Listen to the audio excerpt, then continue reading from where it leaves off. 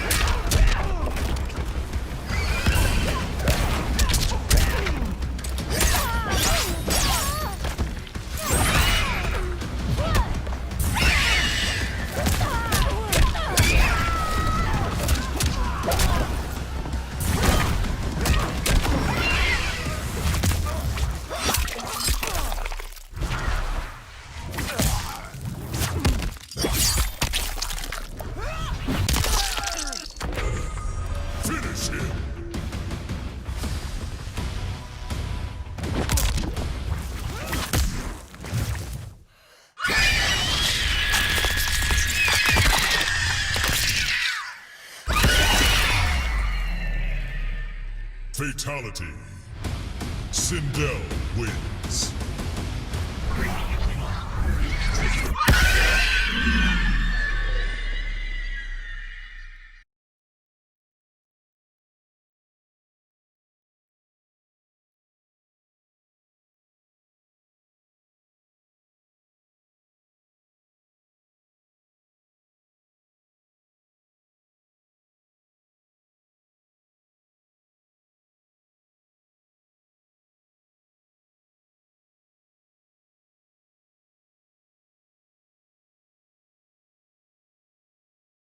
Too, because in an entrepreneur aspect, it allows kids like us who usually love playing video games and stuff to make money out of it. What a fantastic day it has been here at Fire and Ice, and this wouldn't be possible, one, without your guys' support, but also thanks to the fantastic sponsors for making this happen, such as Warner Brothers South Africa, PlayStation, Razer, Turtle Beach, Asus, as well, of course, Fire and Ice. Without you guys, this wouldn't be possible. Guys, there's so much more to come. Make sure that you're taking a look at our channels from acgl.co.za. We'll catch you guys at the next one.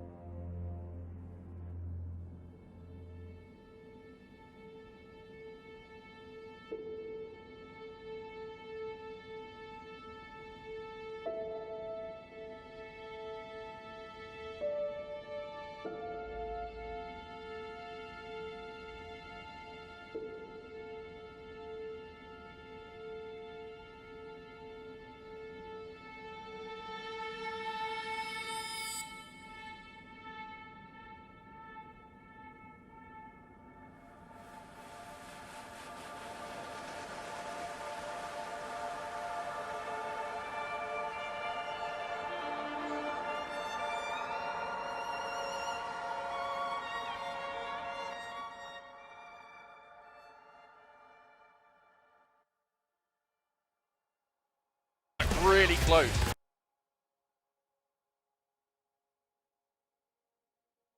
We are here live at East Coast Throwdown 2019 Pro Competition MK11, and here we go. That's the next layer that must be opened up. Oh no! On a minute, that's either gonna kill or be like really close. This might be on the cusp. It's one of those unusual situations where the string before it doesn't do a lot of damage. Oh, not quite, less than a percent in it. Glow or nothing. It's not gonna be the glow. Finally comes down, natural barrier. The down four to challenge them. It is ridiculous. And now the down two. Still gonna get it. Optimization station. Is that crushing blow? Bow! Not enough to kill though. He's barely alive. Oh no. Oh, this is bad. This isn't over. This is not over. Not by a long shot. The grab again. Fatal blow. Now he's one fatal blow confirm away from winning the round. Oh no! Oh, that worked for nothing. Keeping his ground, holding on to the block button. Never mind, as soon as I say that, decides to try to do something tricky there, possibly going for a Hang jump. on. Oh, hang on a minute. He should get a free soon. And the bomb! We got it! We got it! And he's going to fatal blow for the cherry on top just to make sure. Quite a risk to take when your opponent's on match point again. And the Garrett with the damage. The damage is real. And the setup. He tries to jump out, but the confirm is so insane.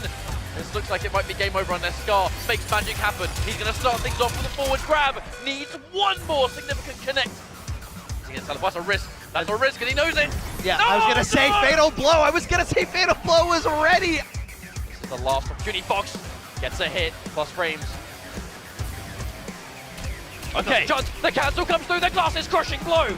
This could be the start of a miraculous comeback. No bar to get more damage, though. The wake up, the low profile.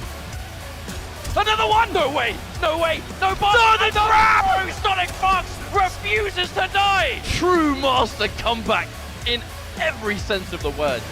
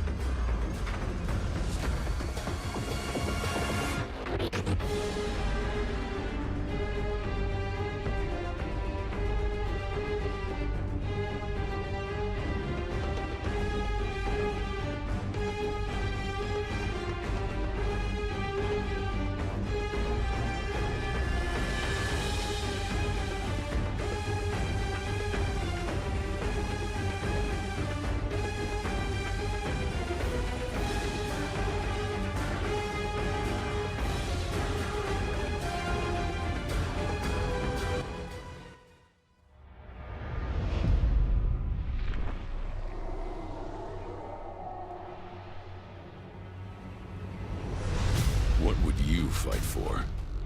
Justice? Power? Glory? Vengeance? No matter the reason, the time to fight will come. And when it does, you'll be ready.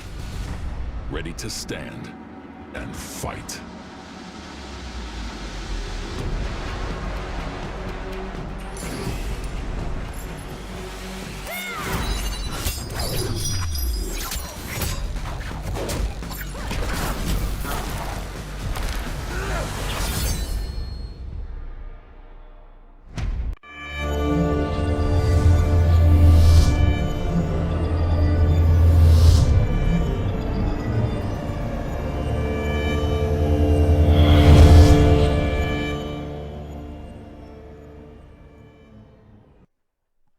Hey, what is up, everybody? My name is Nick Holden, and I'd like to welcome each and every single one of you to the action today. That is, of course, the top 8 of the grand final for ACGL, where we're going to be seeing some of the best competitors in Sub-Saharan Africa go head-to-head in today's matchup. And yes, it is going to get real. We've got, of course, 8,500 Rand in cash up for grabs, and that is going to be awarded across to the fairer side of the prize pool, which will be the top 4 walking home, each with some good old cash in the back pocket. In first place, I believe, is going to be around about 5,000 Rand. Second place, 2,000 Rand. Third place, 1,000. And in fourth place, a cool, calm, collected $500 in the back pocket. So when it comes down to what you can expect, we've whittled down the competition and all started with the first qualifiers, where our top 3 players that managed to make their way through from there managed to get into the grand finale. Another qualifier after that, very same result. Top 3 moved forward. And then in the third qualifier, the last chance qualifier, only 2 fighters would make sure that they progress all the way through to the next round. And guess what? It's about to go down, ladies and gentlemen. So how about we cross over to the brackets and have a little bit of a look-see here to see exactly what we're going to be able to get ourselves into. So with the first matches up and running right now, Shao Kahn taking on Tiger Bear Claw, Alamak taking on X-Ray. And before I go any further, guys, I've got some massive news that I'm pretty sure I can share with you guys. Alamak, he's managed to come up with a crazy achievement. So how about we say congratulations to your boy Alamak, who's just got engaged, everybody. I want to show some love for him in the chat, so make sure that you give him exactly that.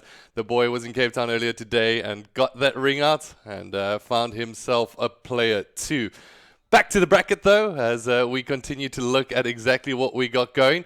We've got Parasorama and AI Cortex. That's going to be our first game that we got on stream here today. Our next game after that is actually going to be game number 5. So it's going to be the winner of Killjoy, winner of Mr. 5000.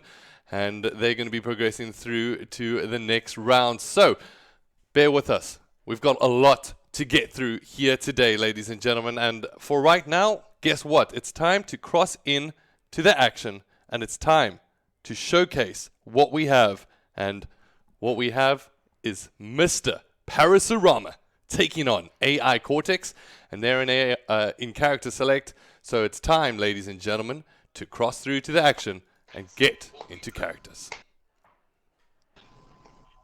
Mr. Parasorama taking on AI Cortex. All right, I can hear actually one of the players listening to the gameplay in the background, so I do apologize for that. Hopefully he'll be able to mute his mic in a bit, but for right now, it's time. Parasorama will be on our left-hand side.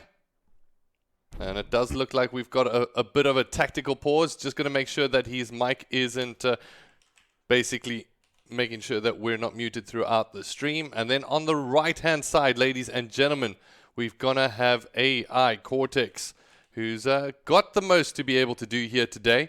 So without further ado, as we wait for that one, this is a mean bracket to go up against. I mean, a lot of storylines are waiting for this one. I mean, on the first position, for the first seed in that first qualifier, Shao Kahn actually managed to come out on top of that one. Maybe turning the tides for season number 2. Who will be able to come out on top? That is a question we've got on our mind. In season 1, just to do a little bit of a recap for you, Mr. 5000, the man from Zambia himself, stood up tall, walked home with 15,000 Rand, and also went overseas to represent at the Celtic Throwdown. Second place went over to Shao Kahn, the South African, the defending champion from what was Injustice 2 series way back when, and found himself faltering at the last, unfortunately not being able to keep up with Mr. 5000 step for step. And then X-Ray actually came in number 3rd place, followed by Zaza, who won't be joining us here in the top 8. Then Tugger Bear came in tied for 5th and 6th in that tournament. Now, Tugger is going to be playing on a little bit of one of his favorited characters throughout this series. We've seen him whip out some massive damage, and actually coming through in, I believe it was the first, no, I do apologize, it was the last qualifier. He finished up in 2nd place, so really gripping it at the last, and he's got a very tough fight up against him in Shao Kahn right now. So we're going to get these players re-invited and make sure that they're set to go here, because I believe, there we go. His name is Mr. AI Cortex, and he's just joined the lobby. So, ladies and gentlemen, it's time to kick off the action as we jump into game number 1 here. It is, of course, a best out of 5. That means it is a first to 3 here today, ladies and gentlemen. So, without further ado, how about we go in to the character select. All right, now the players have also just thrown me for a number, as it does look like AI Cortex will actually go on to the left-hand side, and Parasorama will be on the right. Alright, so we kick things off. Both of these players essentially still have their lives left open to them in the tournament since they're on the top end of the bracket. This is a double elimination bracket, ladies and gentlemen, which means that if you lose your first game, you are not out of the tournament just yet. So, on our left-hand side, it is, once again, I repeat, AI Cortex taking on Parasorama. He's going to be going with one of the newly released characters no longer seeks in Nightwolf. We must tend And to on the matters other at side home. of things, Parasorama. And then what, Katana? Round 1, fight! Alright, so we jump straight into the action here. So a couple of projectiles from the distance. He's going to be able to use the TP to get in. Always at the beginning of the game, players just want to be able to get a feel for one another. And as they get into this, it is actually Parasorama with the higher seed in this one. So if you want to put some expectations on the back of this, he came in 3rd seed. Whereas on the opposite side of things, AI Cortex finished 3rd in the previous bracket, managed to get himself in 6th seed. And for right now, from my end, I'm getting a couple of disconnections. I'm not too sure. Let's just double track that, see exactly who's got any kind of connection issues. For right now, it seems like both players are fine as we get back in. Going to start the combination off with a couple of lows, trying to find his way in. We'll actually put Parasorama on the back foot here, connects with the overhead and mid juggle up into the corner. And right now, Parasorama just trying to find his way in. Oh, managed to get a back grab now, putting him back into the corner. Let's see how he's going to be able to deal with this pressure. As for right now, good exchanges being shown by both of these players so far. Great anti-grab tech being showed there. But it is Nightwolf that comes out with the first round. And that's going to put Parasorama in a precarious position here. Going with the Katana, using those fans, being able to make sure that she controls the mid-range game, but at the moment this close-range fight is just too much. Needs to burn the defensive meter to jump out of that one. And for right now, projectiles and the shoulder rush is going to be able to come in here from Nightwolf as he keeps that combo going. Managed to land for 174 damage. Puts him down in fatal blow position. Will be able to get out with the grab and throws him down. And so far, Parasorama struggling to find his way in here, but now with some corner pressure. But it doesn't seem to matter too much here as AI Cortex picks it up and takes round number 1. Wins. 1. And there we go. The Wolf howling to the moon as it is AI Cortex with an absolutely massive first rounder there. It's a good play from the man that has a lot to prove in this tournament so far, has struggled to find his stride in the qualifiers. As I mentioned, in the second qualifier, only getting through the skin of his teeth, managed to make his way into that third position. But now, stepping up in the first match against the third place player from the first qualifier. And now it does look like AI Cortex, of course, needs to stay with his character, but Parasarama goes to a pocket pick. And it is going to be the Liu Kang, the close quarter genius. And let's see, will the Wolf be able to take on the Dragon? Big shout out to everybody and joining us here in the chat today. It is going to be a long haul, so make sure you got your snacks ready. Get yourself everything that you're going to need. A pillow you might need just to be able to get as comfy as possible. Because the action is about to unfold. It is Parasarama taking our AI Cortex. This is round number 1. And we have just begun with the proceedings as I like the good old school skin being shown here from Liu Kang. As a little bit of zoning going to be shown here early on. Both players know exactly how much damage can be done at close range from both of these characters.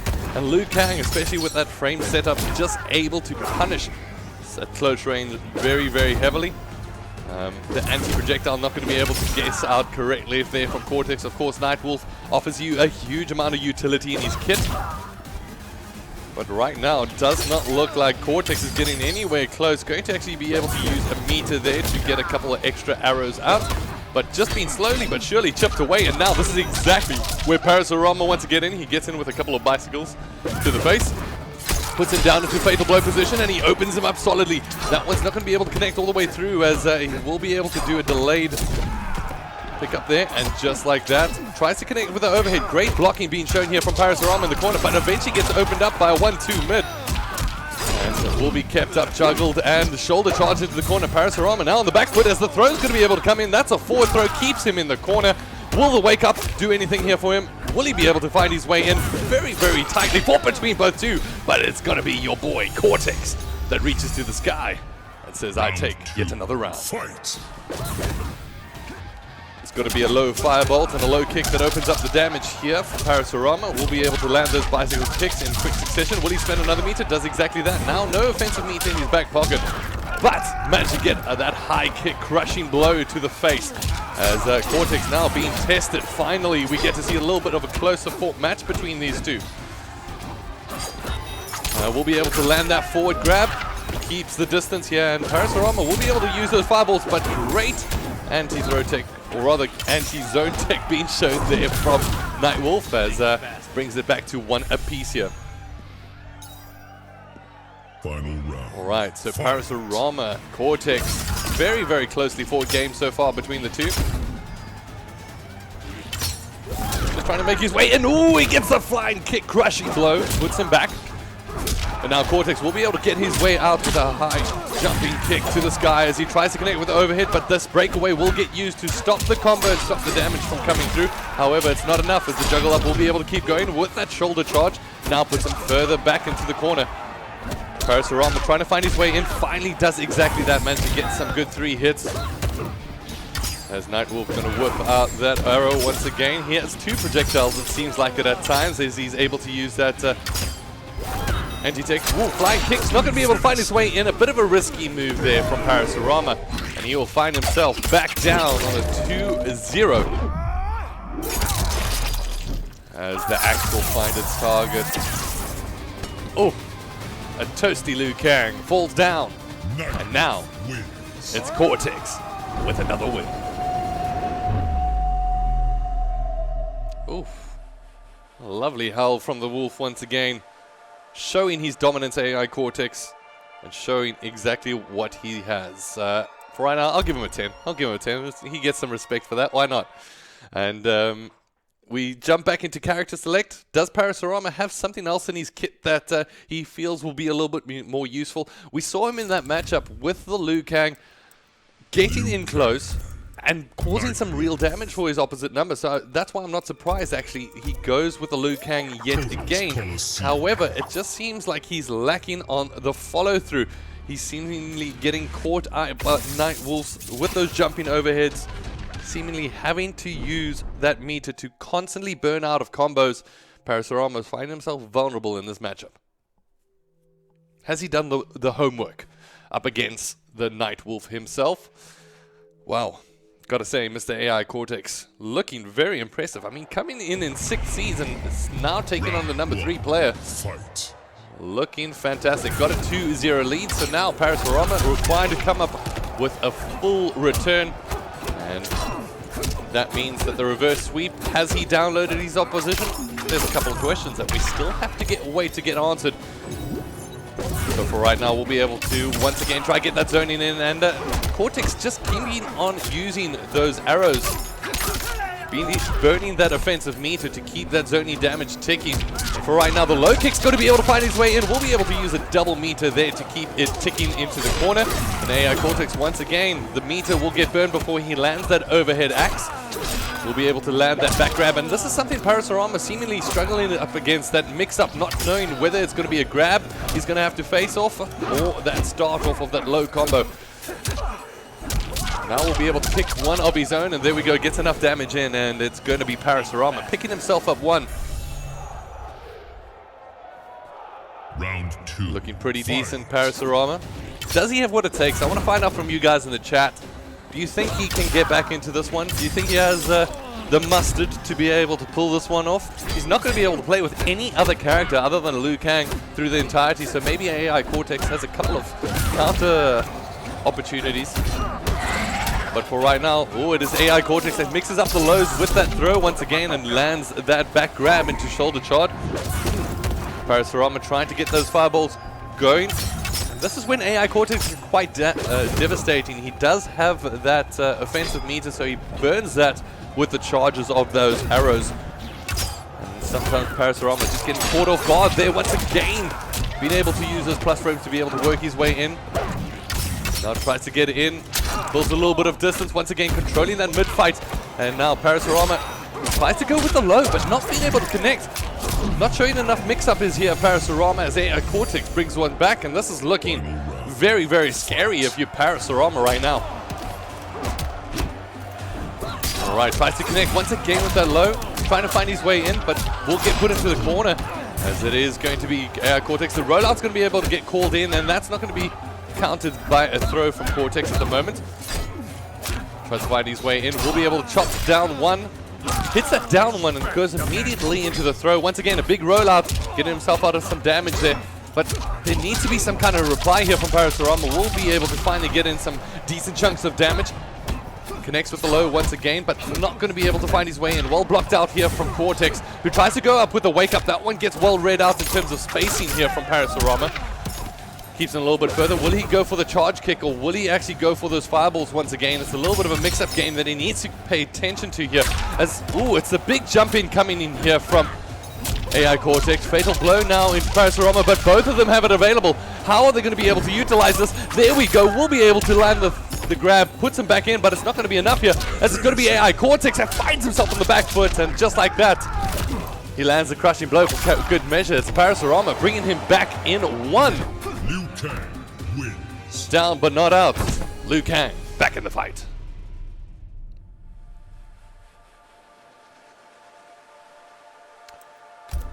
We're handing out 10s here, ladies and gentlemen. We're handing out 10s as, wow, Parasurama fighting his way back in here. We asked the question a little bit earlier. Does Cortex actually have something else in his arsenal?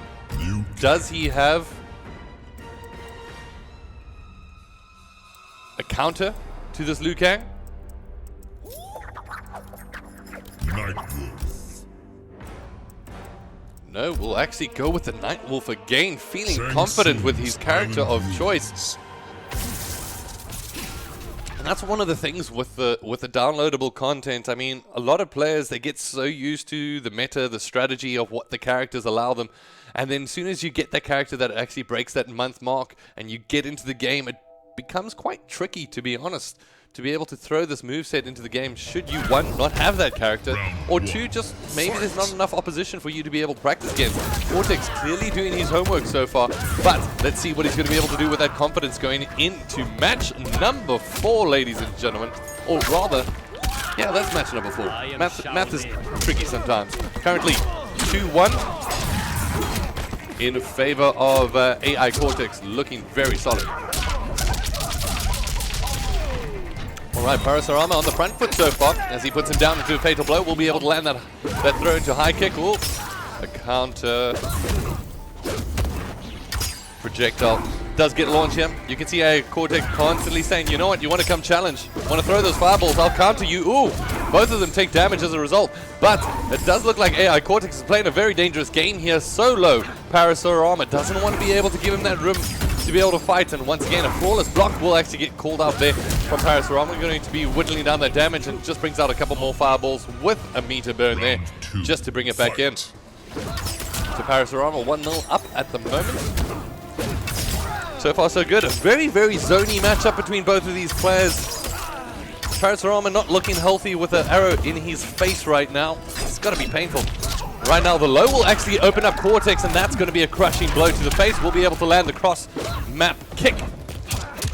This one overhead is going to be the launch, but meter will get burned here. Now, no defensive meter in the back pocket of Sub-Saharan. This is where Cortex needs to punish. He needs to find his way in. And this is where it's going to be extremely frustrating for him should Sub-Saharan just keep this damage from Zoni ticking. There we go. AI Cortex finds his way in. There's no defensive meter to be able to roll out of this one just yet. As there we go, lands a fatal blow as well. This is going to be massive damage, ladies and gentlemen. But I don't think it's going to be enough to kill him here just yet. As a shocking treatment to Sub-Saharan will get utilized there.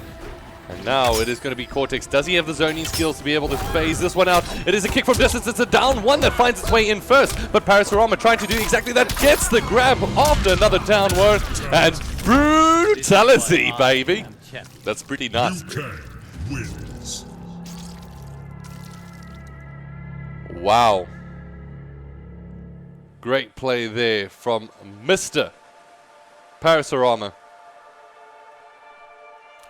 He now picks up his second round, and oof, I've got to give another 10 there. I've got to give another 10. The man did absolute wonders, but both these players now at 2 apiece. Ladies and gentlemen, it is a best of 5, and we are going to round number 5. All right, so AI Cortex, will he go to his back pocket? Sub-Zero, we know he loves to play with the character, but what does he have?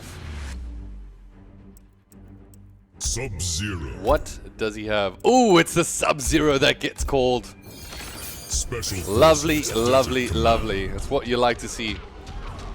Finally goes with his favorite pick of all time. The Sub-Zero will get called in. And for right now, this matchup might take a little bit of a different turn here. Sub-Zero going to be able to duck under a couple of those fireballs unless they get shot low. But at 2 apiece, will the reverse come in here for Sub-Saharan? Or is it going to be Mr. AI Cortex on the Sub-Zero? Going to try connect with the overhead and immediately finds his way in here at the moment. We'll be able to put down the zoning to say, you know what, Liu Kang, you're not going to get anywhere near me anytime soon. We'll be able to land that freeze and tosses him back into a full combo for 209 damage. Right now, Sub-Saharan struggling to find his way in, but without any kind of counter. He's going to keep that zoning going with those fireballs, and we'll be able to spend another meter. And on his offensive bar, not looking too healthy at the moment. The charge gets completely blocked out, and there we go. Reversal coming in here from Sub-Saharan, gets that crushing blow to the face. Oh, drops the combo halfway through, but keeps it, manages to run through. Despite Cortex trying to fight his way forward. Now in the corner, not going to be able to land with that down 2. Now puts him in and says, you know what, you try and make a move, you're going to get frozen. But Sub-Saharan not going to bite at that cherry just yet, as the connection of damage from AI Cortex is solid as he managed to come in and get the fatal.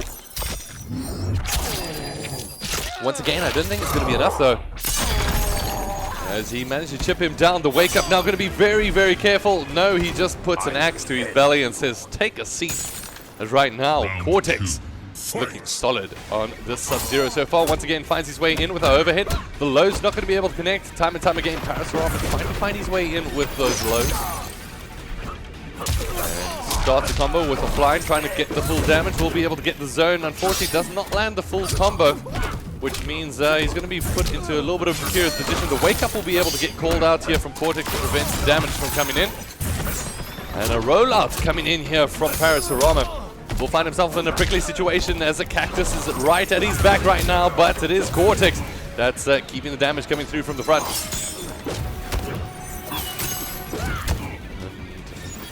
How is Parasaurov going to react at the moment? He does get frozen, will get put back. And once again, it's Parasaurov trying to fight his way in. It's not going to be enough as he does get frozen out here. But the uppercut's going to be able to land. Parasaurov now on the back foot. It is Cortex trying to find his way in. The fatal blow is going to be able to connect. And this should bring him really down low. Has Parasaurov got what it takes? If we wanted a reverse sweep coming from the last ditches, this is how you do it. Parasaurov now needs to work his way in. Ducks this one out. Blocks that one out. Tries to go in with a couple of fireballs. Ooh, tries to land the kick, but no, gets blocked out. And just like that, Cortex says thank you very much, as he takes the game and gives him a throw for good measure. Uppercut. But it's more like a down-facing punch, as it is AI Cortex that progresses through to the next round, where it is going to, unfortunately for Parasaurov, he's going to fall down to the bracket. So really, really, really well played there from Mr. Cortex himself, doing some phenomenal work, actually changing over to the Sub-Zero. It was his Season 1 pick, and so far not looking too bad, really, when it comes down to the Night Wolf. And how about we jump over the bracket, ladies and gentlemen, have a little bit of a look and see who is going to be coming out on top if we've got a couple more results. So at the moment, Shao Kahn actually beating Tiger Bear Claw 3-2, so very, very closely fought game between the two. Alamak, unfortunately, despite being engaged, he found himself on the back foot there as X-Ray progressed 3-0 to face Shao Kahn, which I believe is going to be our next game. So ladies and gentlemen, hold on tight as we get that game ready and set to go. Before we kick off with that one, we'll be back in just a bit.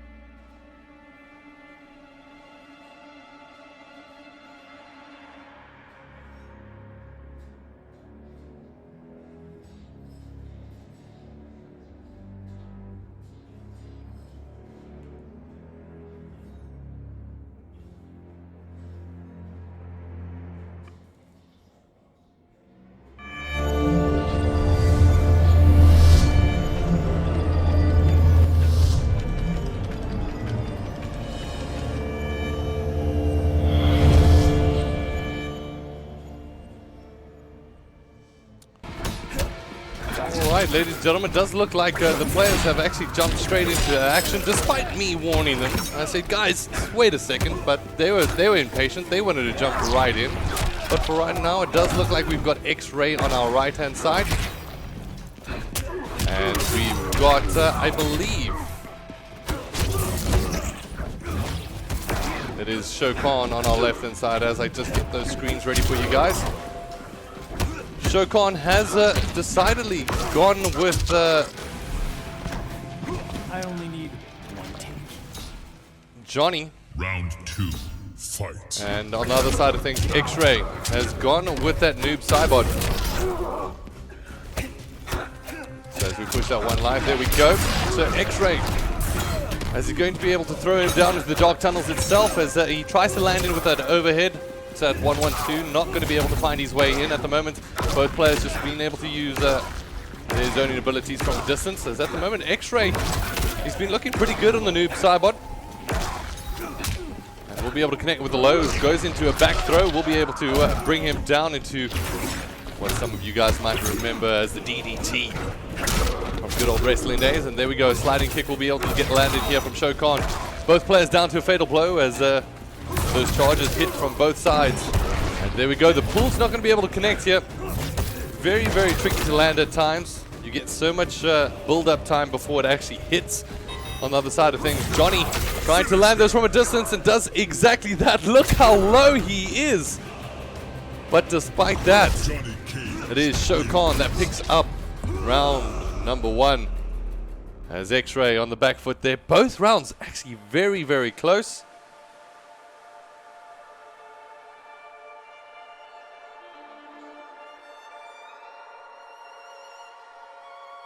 All right. So Shokan, round number 1 so far on the Johnny Cage. The noob Cybot from X-Ray, it has to be said, look pretty good. Johnny Cage. And it does look like they will keep to the same sides here. Noob Cybot. And we'll also keep to the same characters. I mean, Shokan, to give you guys a little bit of a background, one of the most dominating players from the South African scene in Mortal Kombat. Also, just not Mortal Kombat, NRS titles overall. Kind of been thrown down to the sides after Mr. 5000 came into the picture as Sub-Saharan Africa started to join the four. He wants to fight back for a title of his own. However, on the other side of things, X-Ray has been a phenomenal player throughout, actually ending up 3rd in season number 2. And I actually haven't seen too much of his noob Cybot in terms of tournament play thus far, and that's why I'm quite interested to see exactly how he utilizes it. We'll be able to connect with that down 1 into a back throw. Oh, a good grab tech being utilized there. Ooh, we'll be able to pull him back.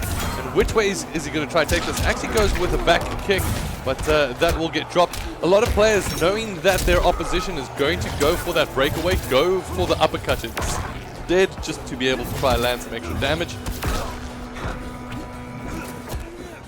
Once again, grab tech being shown here from Shokan as X-Ray does get drawn low. It is going to be that slide kick out, and we'll be able to roll out once again, trying to get close. Noob Cybot really does thrive in those mid-neutral matchups. Round 2, fight.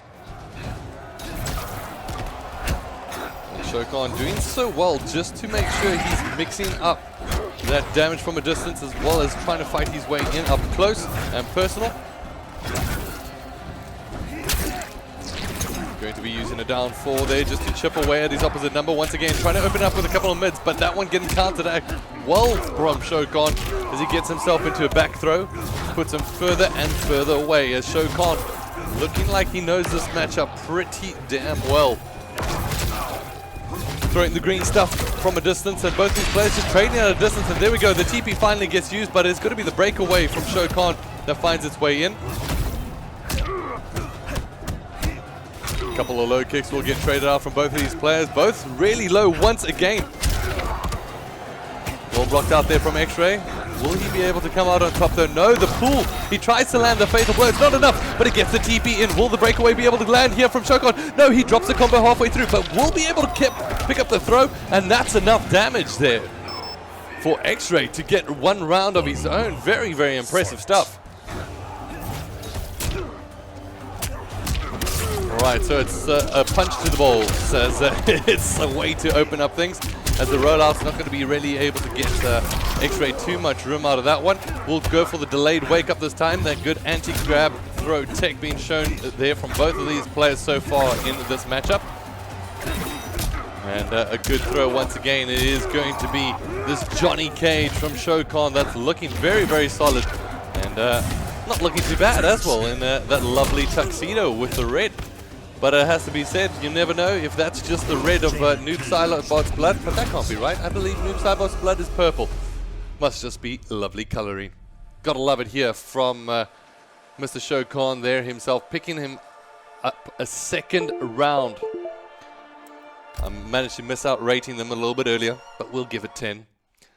10s all round, ladies and gentlemen. Shokan looking good, looking like he's prepared to fight and prepared to put up the challenge and fight for that #1 title. But we talked about reverse sweeps a little bit earlier with Parasurama.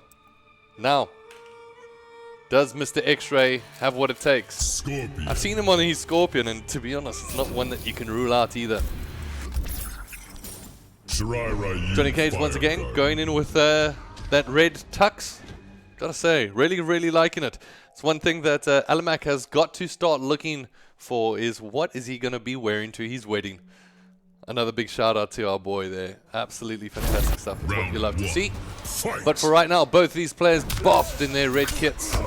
As for right now, it is Shokan with Johnny Cage taking up on X-Ray, and at the moment X-Ray going to be able to get in the first portion of damage, and will find his way in there, gets into that crushing blow. That's going to put Shokan in a little bit of a difficult situation at the moment. Tries to fight his way out of that one, not going to be able to land up with the grab, and both of these players showing some intricate footsies at the moment just to be able to build up a little bit of zoning damage. And there we go, Shokan keeping that damage ticking, as right now we'll be able to land that forward grab of his own, puts him further back into the corner. And score indeed, as Johnny getting in not only the close damage, but also the damage from distance. And now Johnny gets put into the corner. The throw will keep him there. As there we go, another big crushing blow. And that bleed damage going to keep on ticking here. It is going to be X-Ray that blocks out the big portion of that damage. Both players have that fatal blow available to them. And this time it's going to be the TP coming in here from X-Ray. He needs to find his way in now. Will he have enough damage to be able to fight this way forward? It is Shokan that finds himself the back foot, and such a nail biter between both of these two. That is X-Ray that picks up the round. Fight. There he says, get over here, gives him a little bit of a shoulder for his worth there. As Shokan gets put down, but good grab tech as he manages to get out the right direction there. Connects with a couple of good follow-throughs on mids, and once again puts it into the corner, and will be able to come up with that TP across, pulls him back once again, and that's a massive 326 damage thanks to that crushing blow. This time it is going to be that distance kick that managed to get landed here from Shokan as he tries to turn this one on its head. Now going to find his way forward with the low, but good grab tech being shown there from X-Ray to get out of a difficult situation. Now uses the TP to find his way in, but he gets the uppercut, and that means that no matter what, he's not going to be able to jump out of that one. That round goes over to X-Ray. Wins. Wow.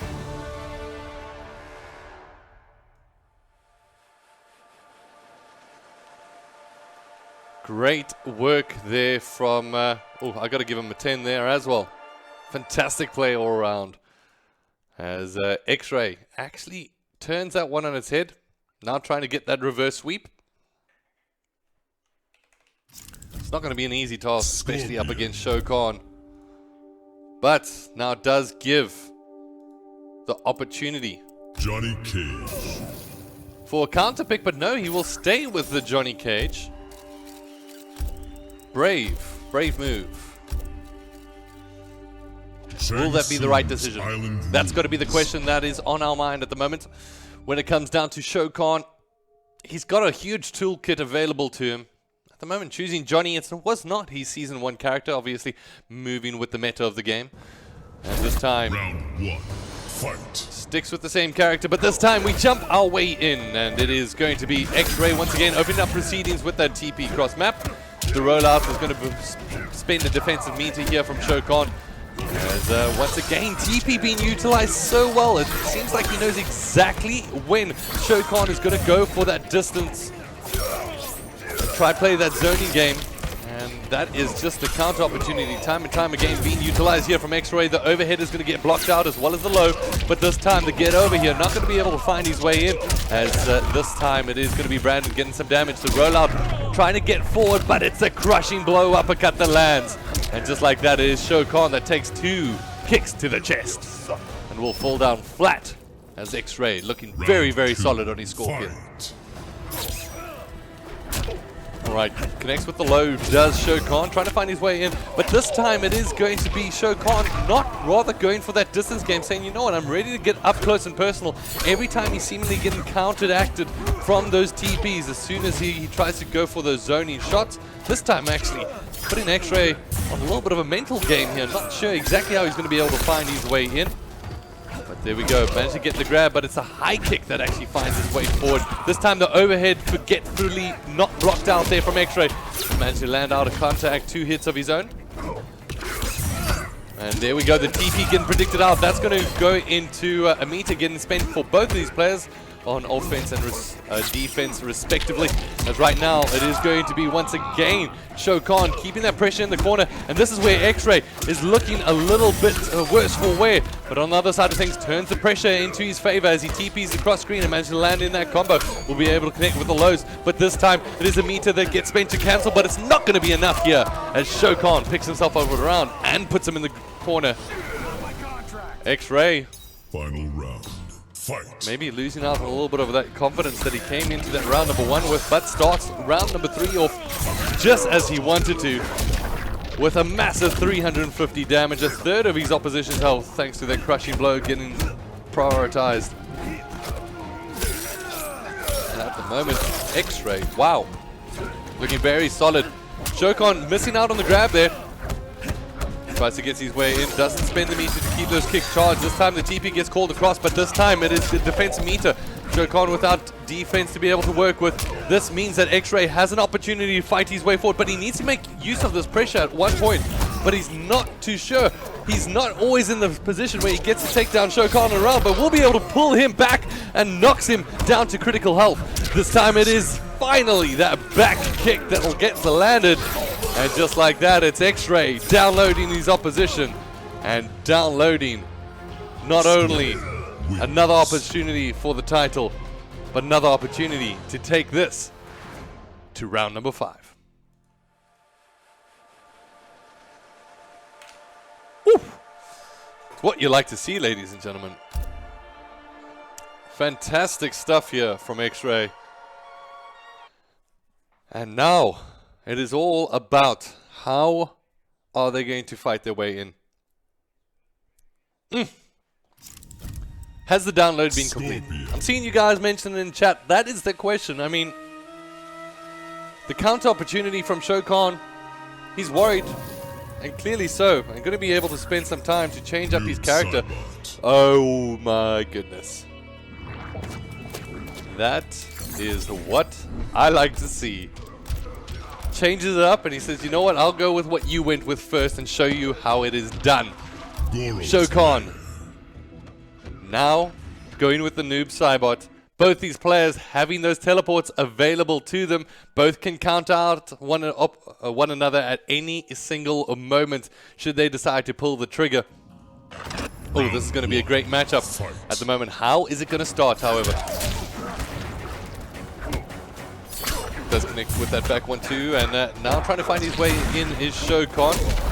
And there we go, a crushing blow almost immediately, but lands into the teleport. This is going to be a defense meter getting spent here from Shokan once again. This time finds his way forward and gets down with the slide. We'll pull him back into that elbow. So far, the noob is not looking too healthy here for Shokan. Good anti-grab throw tech being utilized here. Tries to connect with that 2-1-2, but not going to be able to get into low. Tries to get into a charge here, but it is the low kick that finds its way forward. And now into the corner. Shokan not looking too healthy just yet. It's going to be such an upset if he finds himself in the loser bracket so early on. but it is the big knife to the back. Will that be enough damage? It is, as X-Ray now just 1 round away from progressing through to the winners bracket final. Huge moment here for him as he lands a TP almost immediately. That means a defense meter once again, and Shao Kahn on the back foot will be able to get a back throw. Not trying to find his way in. Oh, it is the other side of things with X-Ray. He's looking so good with the Scorpion in tow. And it's a down 3 from Shao Kahn. Rather, down 4. Tries to slide his way in. Will be able to get with the knock up. Once again, just getting that chip damage for 250. As he lands him down into fatal blow position. What is X-Ray going to do? Will he be able to spend it, or will he save that for the last? At the moment, he spends it, but it doesn't manage to find its way in, and that's going to be enough damage from Shao Kahn. He says, "You seen double, mate?" Because he managed to bring him down to the last round. It is match point. And for right now, who is going to be able to take it? Both these players with an opportunity. It's a down 1 that finds its way in. Once again, it is going to be Shao Kahn defending out absolutely phenomenally. Will be able to use those plus frames to get that down 4. And now tries to fight his way in. Does X-Ray. Neither one of these players using those TPs just yet, and for good reason. And tries to get down with the slide, but this time X-Ray is going to come out with a punish. This time finds his way in once again, chipping away at Shao Kahn's health. X-Ray trying to work his way. He gets the grab, but no, that gets thrown out. And this time it is Shao Kahn that chips his way right back in. The overhead finds its way in from X-Ray. Once again, the grab will get stopped there, thanks down to the down 1. And now it is going to be X-Ray trying to get his way in. Fatal Blow has opened up an opportunity here for Shao Kahn, but it's very difficult to utilize on this noob Cybot. The charge up time sometimes is just too long. Tries to get in with the overhead, it does exactly that. Gets the kick, and now the rollout finds its way forward. However, he brings it back, and this should be it as he lands a fatal blow. Will this be enough damage? This might just be a slither left towards critical health. Crushes down, lands the hook, and that's enough damage, ladies and gentlemen. Confirmed. Shao Kahn progresses through to the winners bracket final. Due to one of the closest games that we have seen. My golly gosh, ladies and gentlemen. Damn. The noob Cybot, we thought he was down and out. But Shao Kahn proved his worth. Phenomenal stuff. Absolutely clutch plays there. And oh my gosh, guys, wow. What a performance here from Shao Kahn. I didn't believe that could actually happen in that amount of time. We're going to cut once again to a short break. I'm going to have to catch my breath. We've got a lot more games coming your way. Next up, it's the winners bracket round 2. And if we can maybe just have a little bit of a highlight. I don't think we got exactly the results in a little bit earlier. But we've got AI Cortex taking on the winner of Mr. 5000 versus Killjoy. I'm going to make sure that they put in their results first of all before we cross over to that one. And I shall see you all in a bit. But for right now, how about we take a look at what happened at the Season 1 finale down way back when at the Protea Fire and Ice Hotel.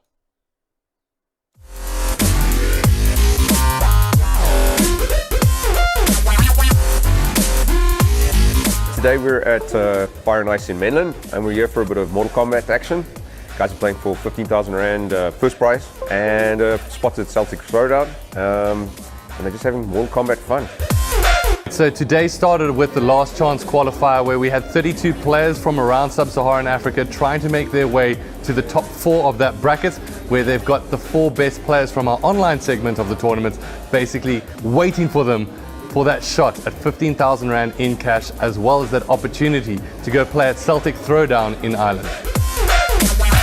I think the level of competition is great. Like it's fantastic. Like we got Mr. 5000 coming from Zambia. Zaza also like pulled through for the LCQs.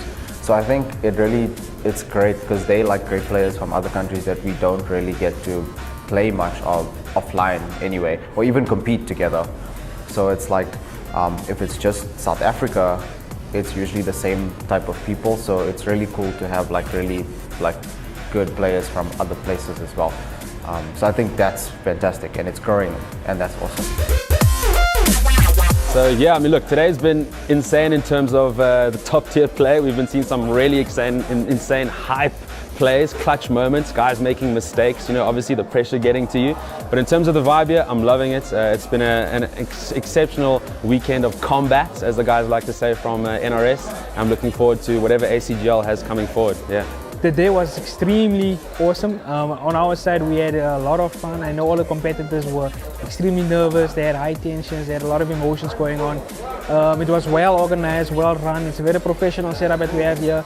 And at the end of the day, all of the fighters or the participants were really happy. It has given me a chance to prove myself that I can be the best player in Africa and meet the best players in the world out there. And it's a really good opportunity too, because in an entrepreneur aspect, it allows kids like us who usually love playing video games and stuff to make money out of it. What a fantastic day it has been here at Fire and Ice, and this wouldn't be possible, one, without your guys' support, but also thanks to the fantastic sponsors for making this happen, such as Warner Brothers South Africa, PlayStation, Razer, Turtle Beach, Asus, as well, of course, Fire and Ice. Without you guys, this wouldn't be possible. Guys, there's so much more to come. Make sure that you're taking a look at our channels from acgl.co.za. We'll catch you guys at the next one.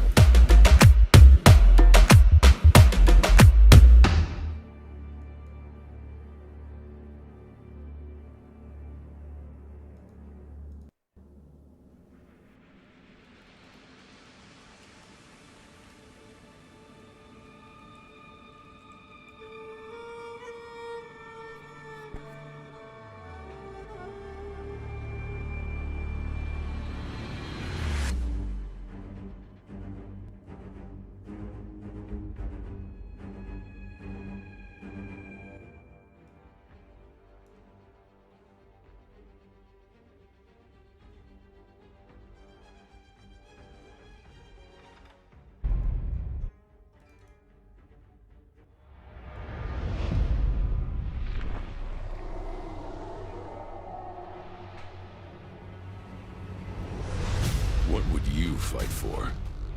Justice? Power? Glory? Vengeance? No matter the reason, the time to fight will come. And when it does, you'll be ready. Ready to stand and fight.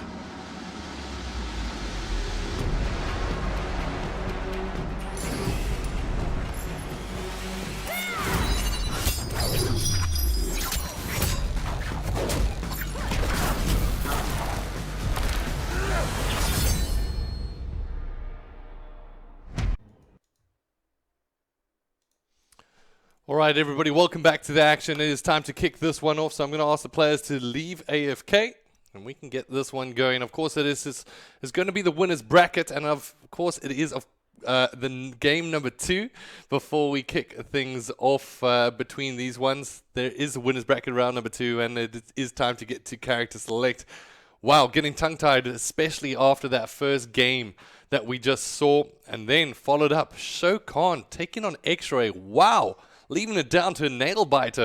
And I think those two have a little bit of more of a story to tell after this one. But as we go into character select, let's have a look at who is picking what. We've got AI Cortex on the right-hand side. And we've got Mr. 5000, the defending champion from season number 1. And he is here to prove his worth. And going with the Jackie Briggs. The Hourglass. A little bit more of a favorite to pick from season 1. Fallen out of favor in a lot of players' hands.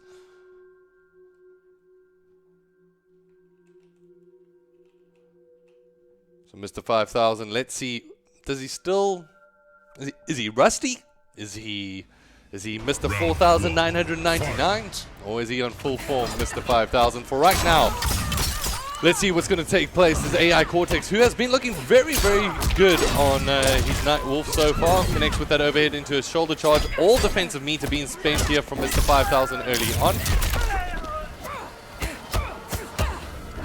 And as it does look like he's trying to get his way out of this one, it is going to be Cortex trying to chip his way in.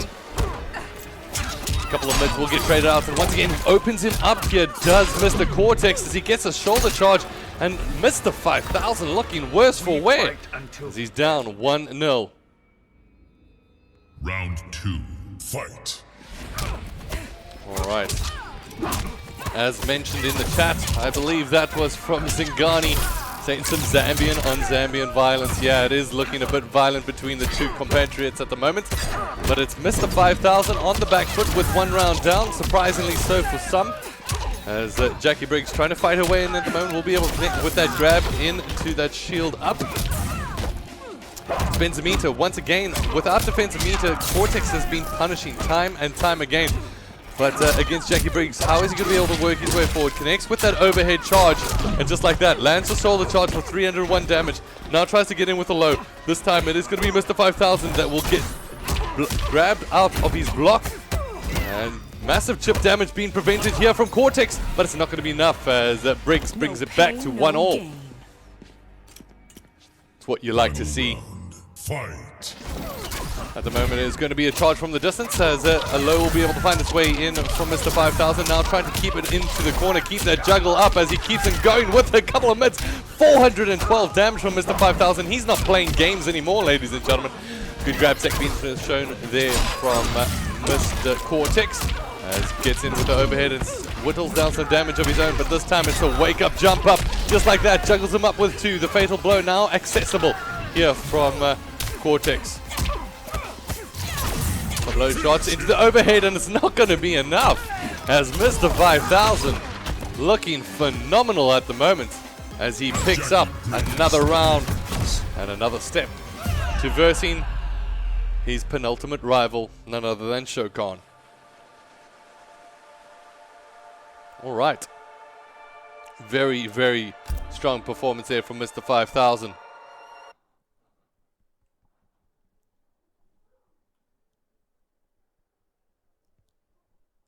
And back to character select we go. So, I mean, from Cortex's side, he's obviously got the Sub-Zero. Jackie Briggs.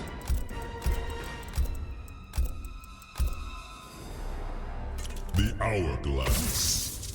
Alright, so it does look like Mr. 5000 will be facing up against that Night Wolf yet again. But this time, with a little bit of a mental fortitude on his side as he is currently 1-0 up. Round 1, fight. As we push this one live, it is going to be Mr. 5000. Ladies and gentlemen, if you're just joining us, it is going to be match number 2 between these two players in the winner's bracket round number 2. Right now it is Mr. 5000, the defending champion from season number 1 in the lead, 1-0 up against his opposite number. Playing against AI Cortex that has actually been looking very, very solid in this tournament. I mean, using this Night Wolf and his proficiency with it has been absolutely phenomenal. Shoulder charge now finds its way in. There's going to be enough damage coming through from Briggs to be able to keep him on the back foot. But right now, Mr. 5000 looking low as he is down to critical health at the moment. But will Cortex have the cool, composed manner to be able to just get that one little bit of chip damage across? No, he actually gets whittled down in the fatal blow. Mr. 5000. As soon as he turns on the heat, he says, "Get out of the kitchen, son. You don't have enough." As he brings him down with critical health. No pain, And no damn. gain. Absolutely phenomenal there from Mr. 5000.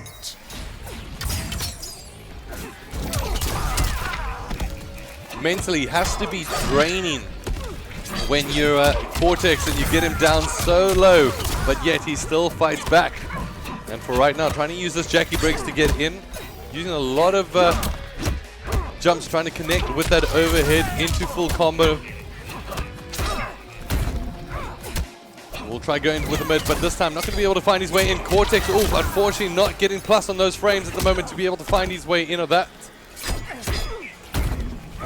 And now it is going to be a big floor charge that gets his way in here from Jackie Briggs. Managed to connect once again with a forward throw. Cortex. Oh my goodness. He's become a spectator in that round, as it is Mr. 5000 that makes quick work of his opposite number. And picks up his second round in this best of 5 series. Now, Cortex, last time he was in a situation where he needed a round. He went over to the Sub-Zero, but will he feel confident enough with the Sub-Zero up against this Jackie Briggs? You can see him hovering over it. He's thinking, ladies and gentlemen. What will he go with here? Nightwolf. He says, you know what? Let's go all the way. Black Market Alley. And he goes with the Nightwolf.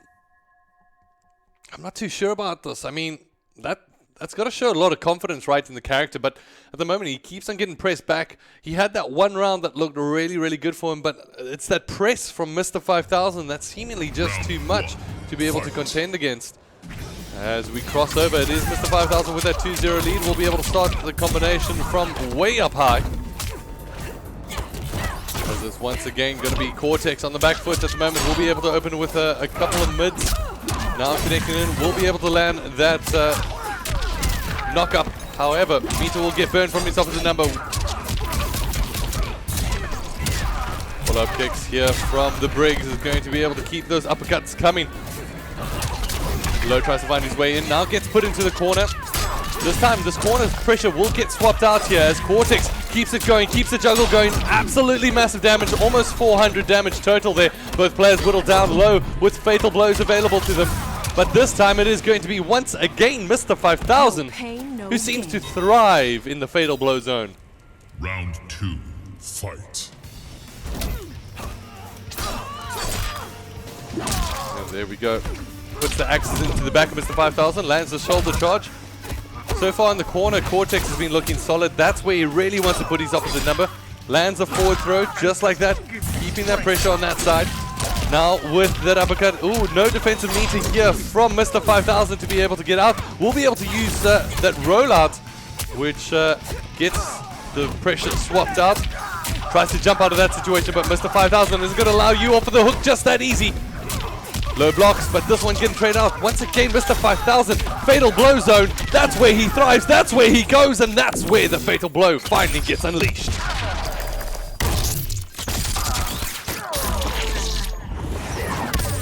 Will this be enough damage? I'm not too sure. It came at the back end of a massive 22-hit combo, and there we go, the wolf, and the bear, and the arrows. And just like that, there's going to be AI Cortex that picks himself up around here. We fight until the end. Final round. All right. So we're down to the final round here. Match point in favor of Mr. 5000 so far. Tries to jump across here. Zoning trying to get utilized here from Cortex. We actually haven't seen that too often from him in a matchup where you would expect it a little bit more often up against this Jackie Briggs, but we'll be able to connect with that overhead to start the combination. Now gets in with the low. This time it is Mr. 5000 on the back foot, but approaching Fatal Zone, that's a seemingly a situation where he seems to go Super Saiyan. So let's just wait. There we go. Fatal Blow has opened up and get ready for Super Saiyan Mr. 5000. Or will we be able to see Cortex come through? It is exactly that. He doesn't give him the chance to power up. But this time, it is Cortex that gets himself around. And we questioned it. We asked ourselves, was the Nightwolf the correct choice? Apparently, he knew better than us.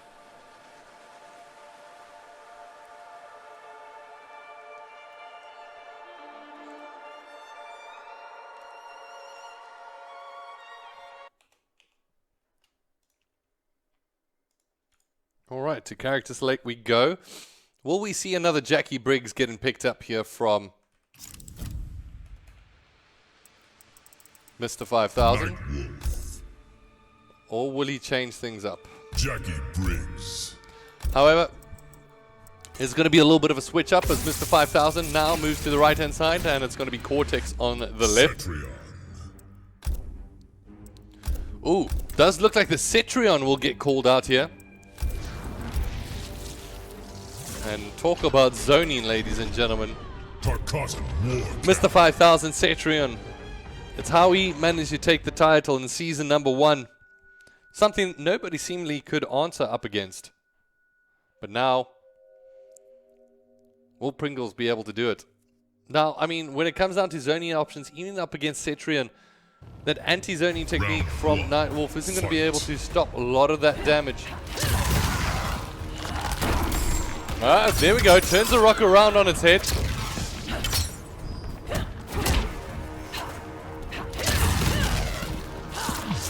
And now uses the TP to get it across the screen, but this time it is going to be Cortex that finds his way in here. Well blocked out there. Seemingly knows this matchup pretty well. We'll be able to connect with that knock-up, and now this is a position Cetrian hates to be in. Backed up into the corner, but the wall charge is going to be able to come up. Once again, using that zoning just to keep chipping away at his opposite number. The shoulder charge finds its way in with that high kick. And the overhead not finding its target. Oh, crushing blow to the head. Will be able to use a meter to goon out of that knock-up. There we go, a knock-up of his own. There's a fatal will get landed here. Will this be enough damage? I think it should be. Absolutely fantastic play here from Cortex.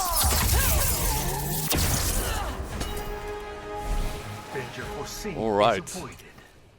So actually using his Round 2, fight. anti-projectile pretty well there.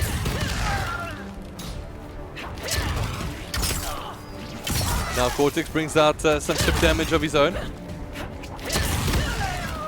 Becomes such a psychological game as Mr. 5000 finally bridges the gap. At the moment, that gap, however, will get shut down as Cortex used some good anti-throw tech there, but now finds his way in with a couple of mid-shots. Now gets the knock-up, and no meter burn being used here from Mr. 5000, who will keep the fight going.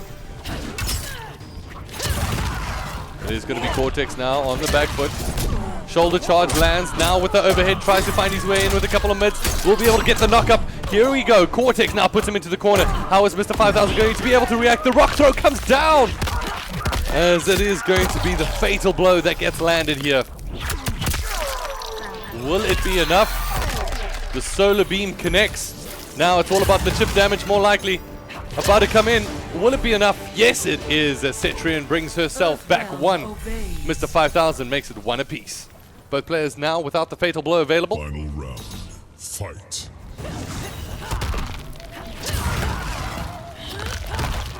Big rock throw coming out. The TP across map will find its way in.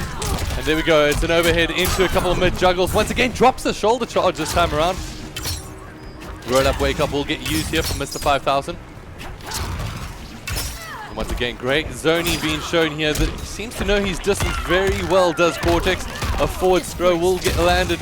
As once again, Cetrian keeping her distance is where she wants to be, but this time that distance gets bridged out here from Cortex, trying to connect with the lows, but it is that wall shield that will be able to come into play.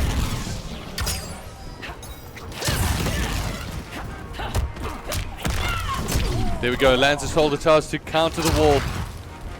Mr. 5000 trying to find his way in, but it's Cortex playing for his life. Will land the uppercut, anti-air being utilized here. Gets the knock-up with the overhead. The shoulder charge, however, drops. This time, he gets it with a 1-2 mid, and just like that, it's AI Cortex that brings it back to 2. Ladies and gentlemen, we're going to match number 5. And expect the howl to come in here. Oof, that's what you love to see. Cortex and his Nightwolf coming up strong. 10s all around, good sir. Mr. 5000 on the back foot here. Momentum clearly shifting rather across to his opposite number. And now it is up. Jackie Briggs, Nightwolf. To the Jackie Briggs that will come out once again. The Hourglass. Oh no, the Jackie Briggs. The combination killer. Puts you into a corner and doesn't stop. You just feel like you're a battering ram at times. Will Cortex now understand the matchup a little bit better? It's a question only he can really answer. Round 1. Fight. But either way, we go to match number 5. It is round number 1 between these two. As this match will decide it. So I do apologize on your screen. It's going to say 2-1. It is actually, in fact, 2-2. As right now, it is Mr. 5000 landing with that back throw. It's going to be Cortex on the back foot. Tries to open things up with a couple of mids in the neutral. Not going to be able to do that. Keeping their distance once again, trying to use that zoning. It is what really helped him out in those matches up against Jackie Briggs a little bit earlier. Double uppercut will get landed here. Finally gets in with the overhead juggle up. This time lands a shoulder charge. The delayed wake up is going to be able to come in here from Mr. 5000. Down one into a grab. This grab tech being shown very, very well from Cortex as he's trying to fight this one back. Now with the shoulder charge, we can expect it coming in a second. That's exactly what we get. The fatal blow into a grab. Almost immediately the fatal blow, like I said, available to both of these players at the moment. It is going to be Mr. 5000 that connects, however, as he finds his way forward. Wow. Round 2, fight. There we go. Uppercut getting utilized once again, missing out on that shoulder charge. Timing has been off at times. And this time, trying to get his way in. Shoulder charge gets utilized there, catches Mr. 5000 off guard. Didn't expect the full combo. Well blocked out there from Cortex, however. It's the last couple of shots that he got missed out on. But this time we'll be able to use... Oof. Tries to go with the uppercut, but unfortunately not going to be able to predict out Mr. 5000 on that one, who keeps him piled up into the corner. Fatal blow now does become available. Will he be able to use it into this mid? Now it is Cortex on the back foot, the critical, and he is down. A brutality for good measure, as it is the Briggs that shows her muscles and shows her stuff. It is Mr. 5000 progressing through to the winner's bracket final to take on a very familiar matchup in Shokan. Wow. All right, ladies and gentlemen, absolutely phenomenal play there from Mr. 5000, man from Zambia. Will now go on to face Shokan in that winner's bracket final. It's going to be very, very intense. Can't wait to see it go down. So without further ado, how about we take a look at the bracket? And once again, you can go view the bracket, acgl.co.za/MK11. Shokan beat X-Ray 3-2. Managed to progress through to the next round, and now it is Mr. 5000 who just beat Cortex. Going down to the lower bracket, it does look like Alamak has lost out up against Tiger Bear Claw and been knocked out of the competition, whereas Parasurama and Killjoy is still going head to head. So from my side of things, ladies and gentlemen, all that is left to do is to invite Shokan and Mr. 5000 into this match and make sure that they're ready and set to go. But before I do that, how about you guys take a look at the next character that's joining the Mortal Kombat lineup very, very shortly. Get ready, ladies and gentlemen, for Sidel.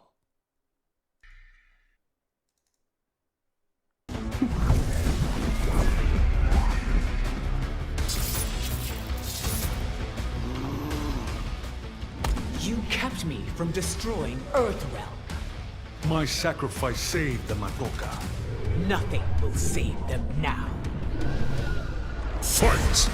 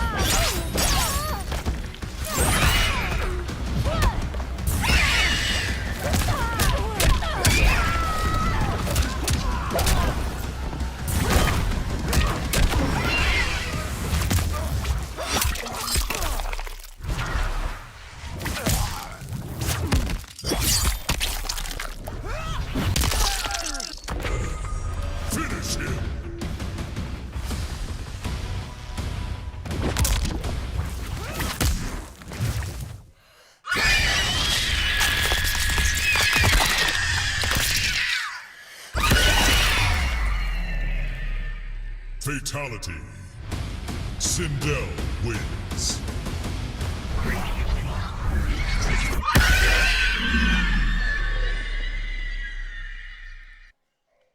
Wowee, somebody get that girl a pack of holes, ladies and gentlemen. She must have throat problems for days, screaming like a absolute banshee.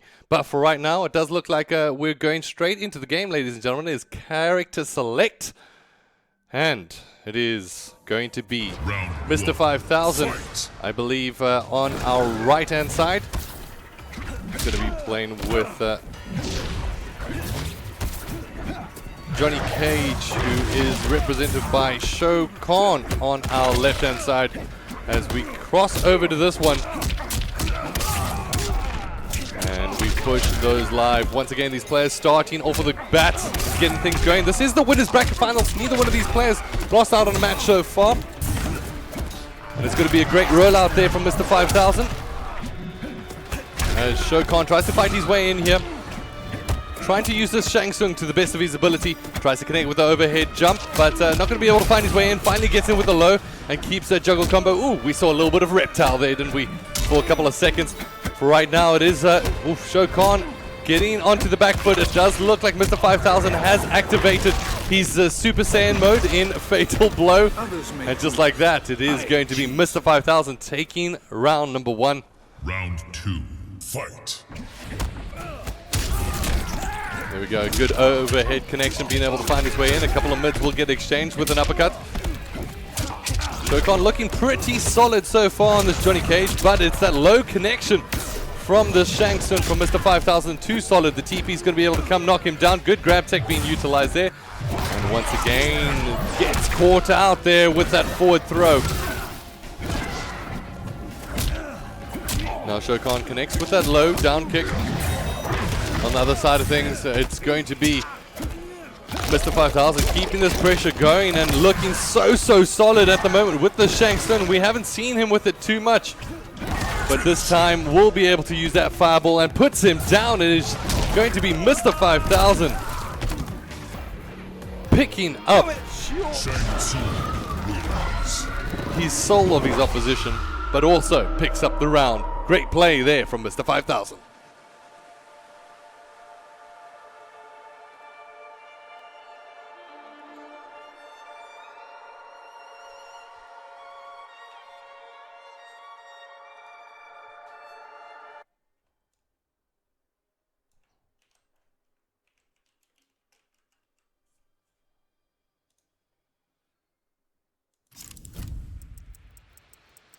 Shang Tsung.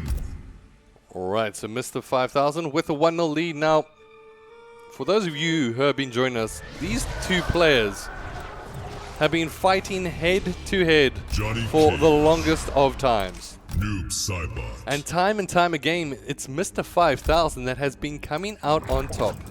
He's proved his worth, but the only differential between the two was in the first qualifier, where we saw Shao Kahn actually come out with the #1 seed, meaning that he finished first in the tournament. Now setting up into this game, will that psychologically hurt Mr. 5000 in the long term? Or will this play into the favor of Shao Kahn using the Noob Saibot? We've seen him use it time and time again, and so far he's been looking quite proficient with it. However, he did drop one round a little bit earlier, and it does look like we've got a dropout there from Shao Kahn, so I'm going to just double check exactly what is happening there from that side.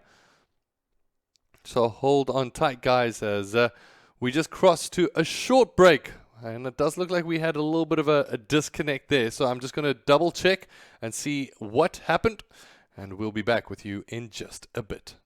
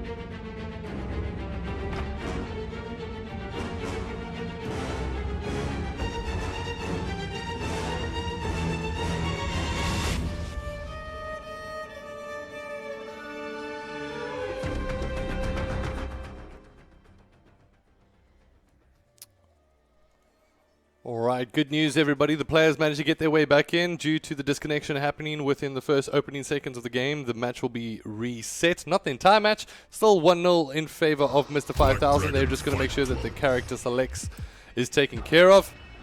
And we'll be crossing to the match.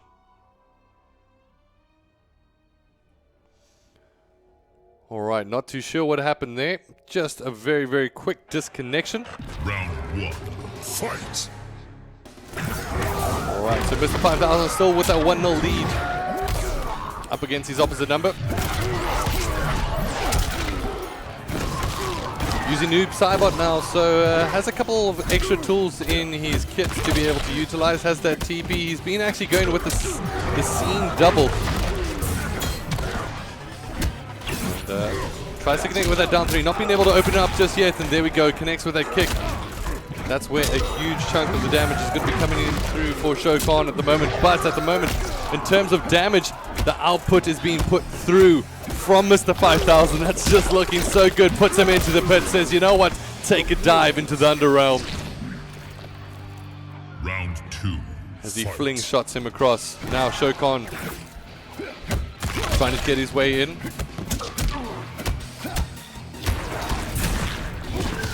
Trying to control the neutral here is Shang Tsung, Mr. 5000. With those low kicks, you can see he's just trying to prevent him from getting in too early. Once again, comes up with that slide. Once again, we get to greet Reptile for a couple of seconds there. It's a low kick once again. The sliding being able to find its way in here from Shokan. So overhead, that will actually get blocked out and then attempt at a throw. Chip damage coming in here from Shokan time and time again. Both these players struggling to find their way forward. Fatal Blow now becomes accessible for Shokan, who gets tossed around like a ragdoll at the moment, but it is once again Mr. 5000 who comes up with the shots and once again connects with a crushing blow.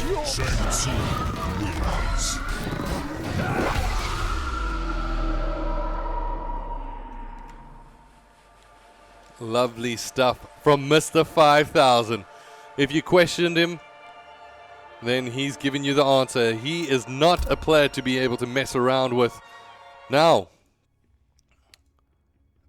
Shokan has to be counting his lucky eggs that this is a best out of 5 at the moment. Shang Tsung. But what will Shokan go with next?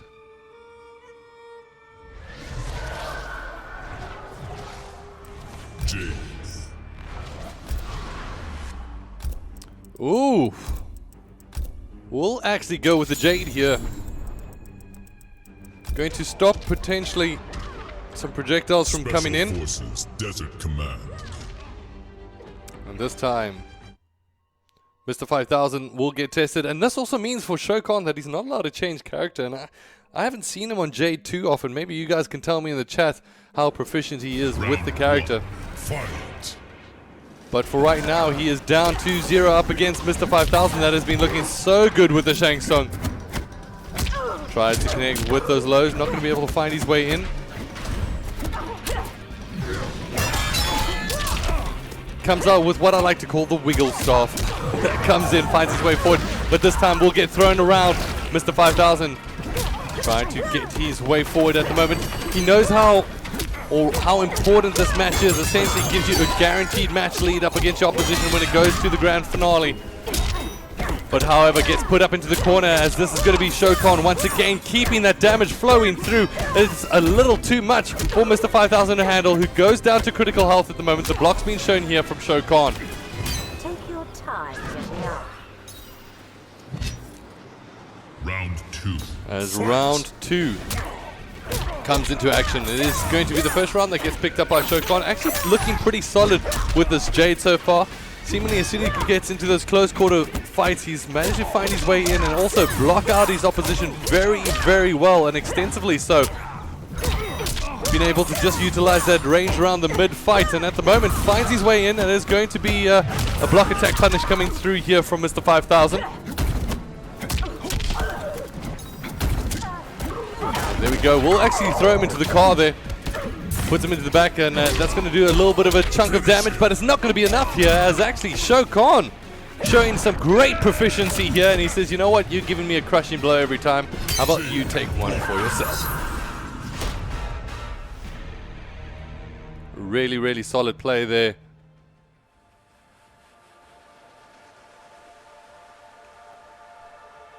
Let's give him a 10 for what it's worth. As Mr. 5000 and Shokan are expected to change sides now on the screen. And it is currently 2-1 in favor of Mr. 5000. He's on match point. Way on the other side. Jackie Briggs. Shokan not allowed to change characters. Special Forces. He has to stay with his Jade. We're going to have to wait and see who's going to be able to come out on top of this one. Ladies and gentlemen, do you think Brandon has what it takes to bring up the reverse? Or do you think Mr. 5000 is going to come up on solid? Only time will tell as we cross to the action. Here we go, going to be able to connect with the overhead. Now tries to get into the low. It is going to be once again those jump ups coming in from Mr. 5000. That's just proving too solid as he puts him back into the corner.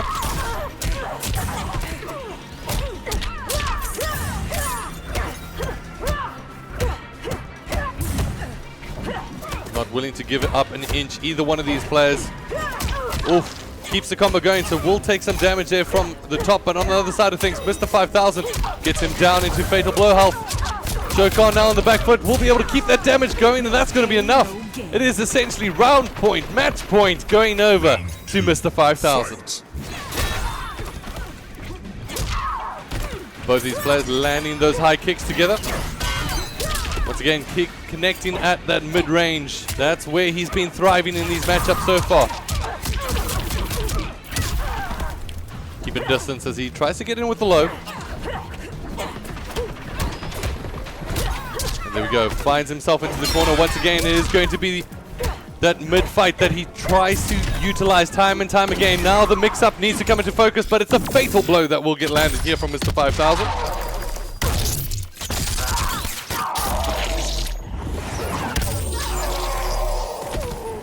Fatal blow now available to both of these players, but well blocked out there from Shokan, who's trying to fight his way back in. Needs to try and pick up a round. Will connect with the overhead, and there we go. Picks himself up one.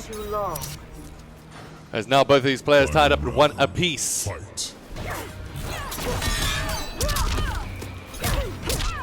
Trying to force that mid, and does exactly that as he fights his way forward.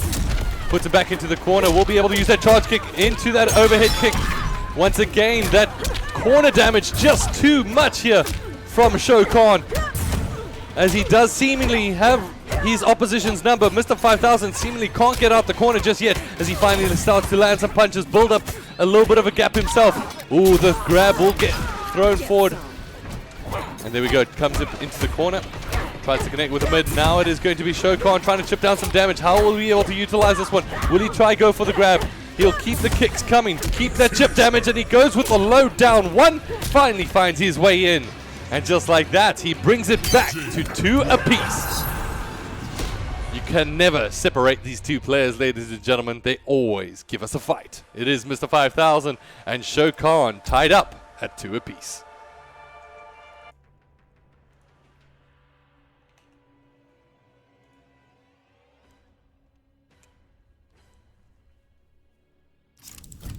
Alright, now the very, very important character select time. Mr. 5000, what is he going to go with? Sub-Zero. Sub-Zero? Is he trolling us right now? Is this real life? He's actually going with Sub-Zero. I don't think I've ever seen Mr. 5000 on Sub-Zero. This will be my first time actually seeing him. Maybe playing a little bit of a tribute there to his fallen comrades early on in the tournament. As we're currently in match number 7 of the bracket. It is winner's bracket final, ladies and gentlemen. The winner of this match will progress through. It is time to cross over to the action. It is Mr. 5000 taking on Shokan as he managed to almost immediately land that frozen ball, which will be able to connect. Puts him now into the corner, a position that Shokan definitely doesn't want to be in. Connects with that down one, but that's about it. Actually finds his way in with the overhead eventually. Seemingly, that's the second time I've seen Mr. 5000 getting caught out as, does look like no projectile is going to be able to do any damage up against Shokan for right now, but will eventually get frozen down. Shoulder charge lands here. Good play from Mr. 5000. It seems like the Sub-Zero is looking very, very good for him at the moment. Connects with that low and freezes him to put him further back.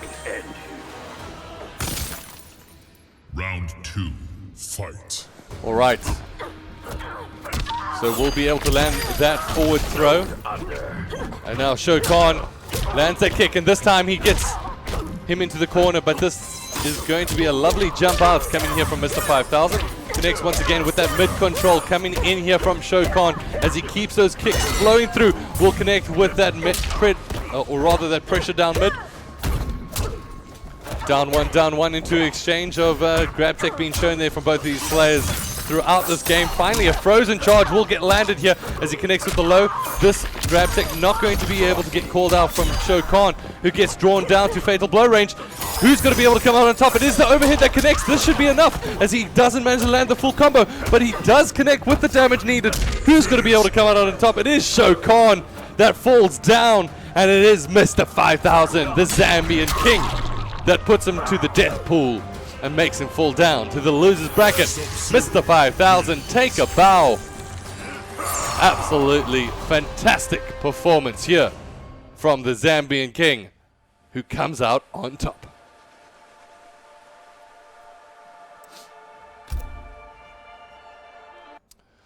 All right, ladies and gentlemen, fantastic performance there from Mr. 5000 in what was a little bit of a nail-biter game, and who knows, that might just be our grand finale match as well. So Mr. 5000 on his side of things is going to have to wait for his next opposition, which will all take to the losers bracket, ladies and gentlemen, where all the action will unfold. It's going to be a tight couple of matches, but there's so much to play for. If you're just joining us, welcome to the stream. This is, of course, the ACGL Season 2 Mortal Kombat 11 finale, where we started with 8 players, and today we'll end with only 1 champion, walking away with a lion's share of 8,500 Rand in cash. I want to make sure that you are all entertained at home. Make sure that you're spreading the word. We like to get as many people involved with the South African as well as the Sub-Saharan African gaming community. When it comes down to fighting games, South Africa, you guys are tuned into the right place. But for right now, it's time to cross over to the bracket. And let's have a little bit of a look and see what is unfolding. All right, so we've got our next match ready. It's going to be AI Cortex taking on Targa Bear. So I'm going to get those guys invited. And then after that, we're going to be watching X-Ray taking on Parasurama. Then we go to the losers bracket, where those 2 players will face up against one another, then the losers bracket final, and after that we'll see exactly what happened. I'm not too sure what Jody is on about, by the way, ladies and gentlemen. Shaved eyebrows? Are you okay there, Brody? Are you looking closely on your screen? Alright, so right now we're going to have a very much of a close situation between these teams, or rather these players. But for right now, ladies and gentlemen, I'm going to cut to a short break. But while we are doing some things down in Sub-Saharan Africa, how about we take a look at what happened at the top 5 plays from East Coast Throwdown, where it all unfolded. Have a look.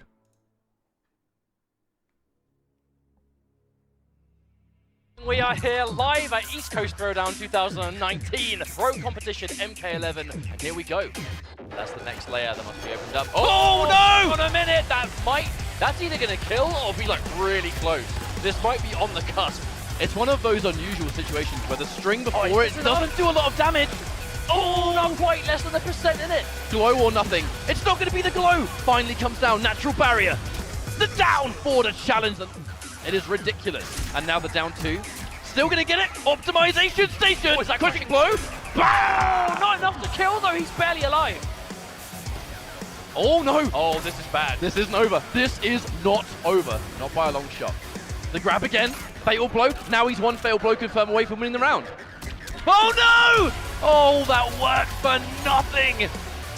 Keeping his ground, holding onto the block button. Never mind, as soon as I say that, decides to try to do something tricky there, possibly going for a hang on.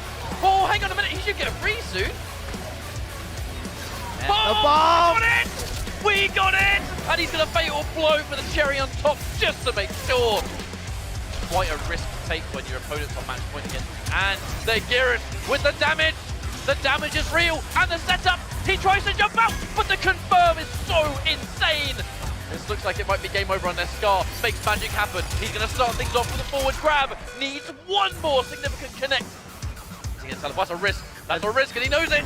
Yeah, no, I was going to say Fatal Blow. I was going to say Fatal Blow was ready. This is the last opportunity. Fox gets a hit, plus frames. Okay, chance. The cancel comes through. The glass is crushing blow. This could be the start of a miraculous comeback. No bar to get more damage though. The wake up, the low profile. Another one. No way, no way, no bar. No, the grab. Sonic Fox refuses to die. True master comeback in every sense of the word.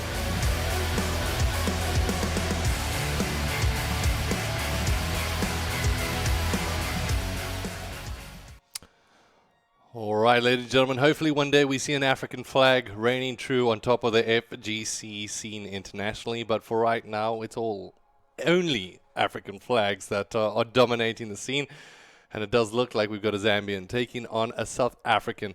It is going to be Vasudev. That is none other than Tiger Bear Claw taking on Mushi. AI Cortex in this one. It's going to be a good game, ladies and gentlemen. I want to find out your predictions in the chat. Who do you think is going to be able to come out on top, as it does look like we can cross over to character select. It is going to be on our left-hand side, Parasurama. And on our right hand, did I just say Parasurama? I do apologize. Tiger Bear Claw. Taking on Mr. AI Cortex.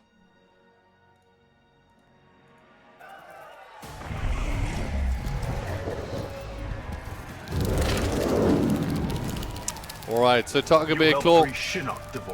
Also one of the players that has been right at the top of the scene when it comes down to the fighting game community. Round one, fight!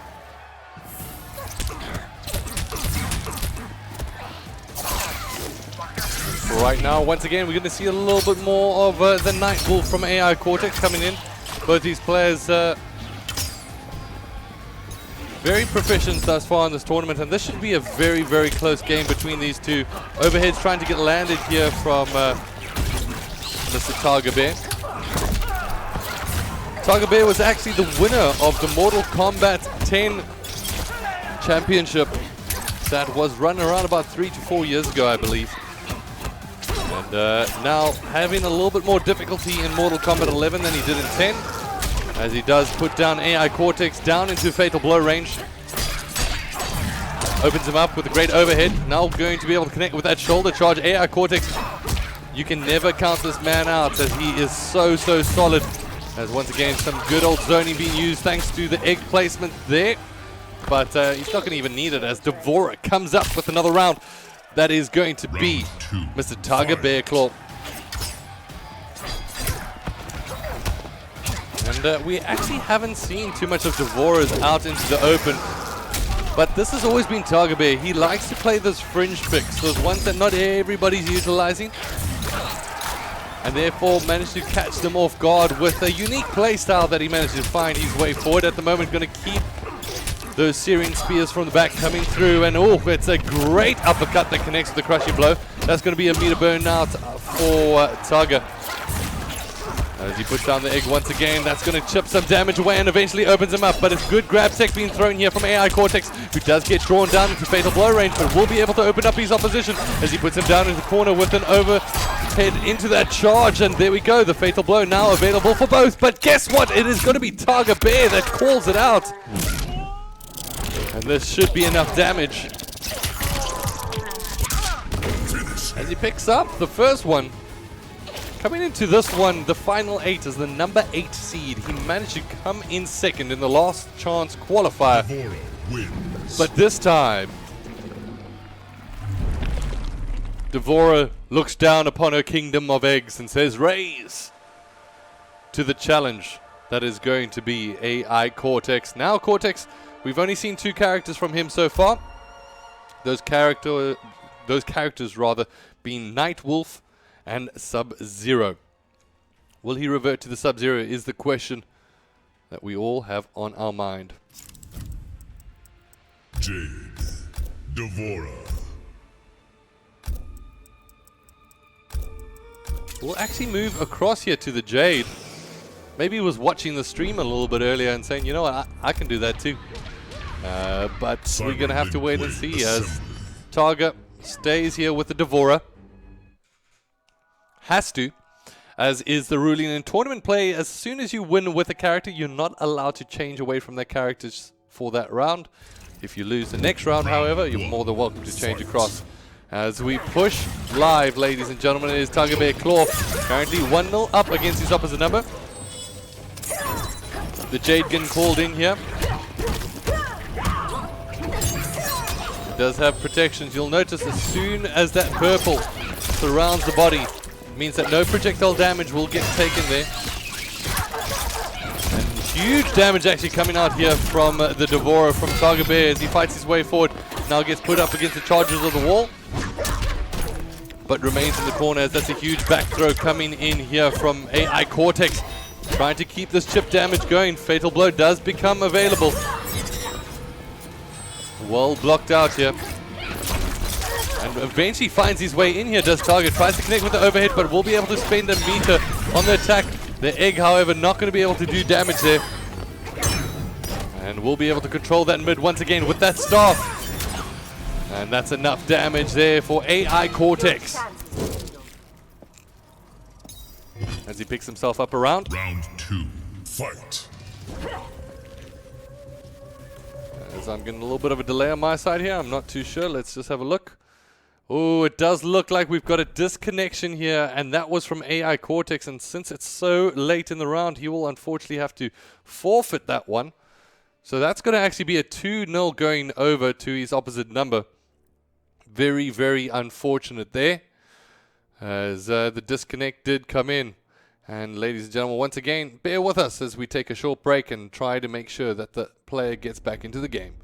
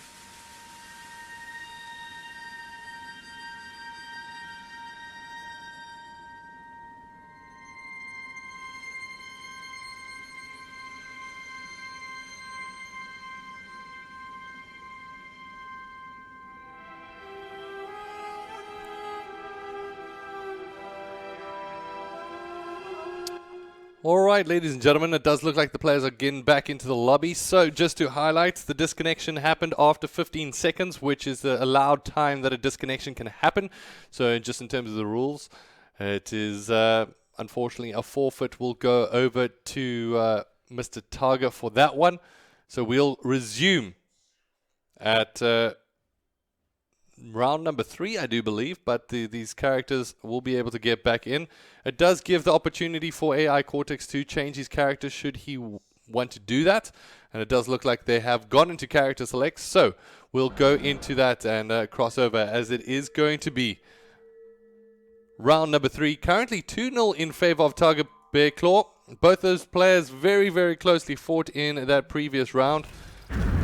And it does look like Mr. AI Cortex has decided to change over his character to that Sub-Zero. Fight! As we push that one live, and we get ready to get this one set. It is currently the Devourer from Target Pair with the lead. And Cortex trying to fight his way in. Will be able to get that grab. Will take out a little bit of damage due to that explosive egg.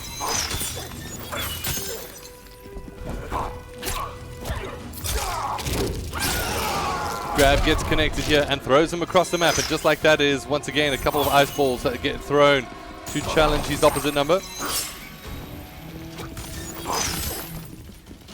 Trying to utilize that zoning technique time and time again here is AI Cortex. Great grab being shown there from Target Bear. It's a forward grab as he puts him down further away. Says you want a zone, you're more than welcome to. And there we go, the freeze is going to be able to connect into an overhead slide. There we go, great play from AI Cortex as he finds his way in.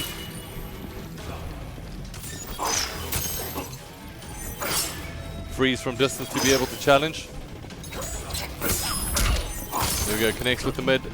Freezes him, managed to get in with a couple of mids, but will be able to use that breakaway to get out of the challenge. Now does bring Cortex very, very low. But Cortex slides his way through and whips him back into the wall.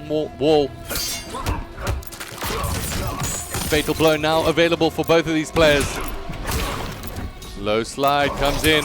And there we go, it is going to be Targa that finds his way forward, and Devourer takes it with time. And now on match point. Round 2, fight. Low hit trying to connect here. Once again, Cortex going to be able to use that zoning just to prevent the Devourer from making his way in. It's the low charge that finds its way forward. The overhead's not going to be able to connect because he does put him up into a corner here. Now does the Devourer. Will she be able to play with this opportunity to get in? Does exactly that. The chip damage keeps on going. Now the egg falls down to the ground. That is going to be a heap of chip damage coming down from his opposite number.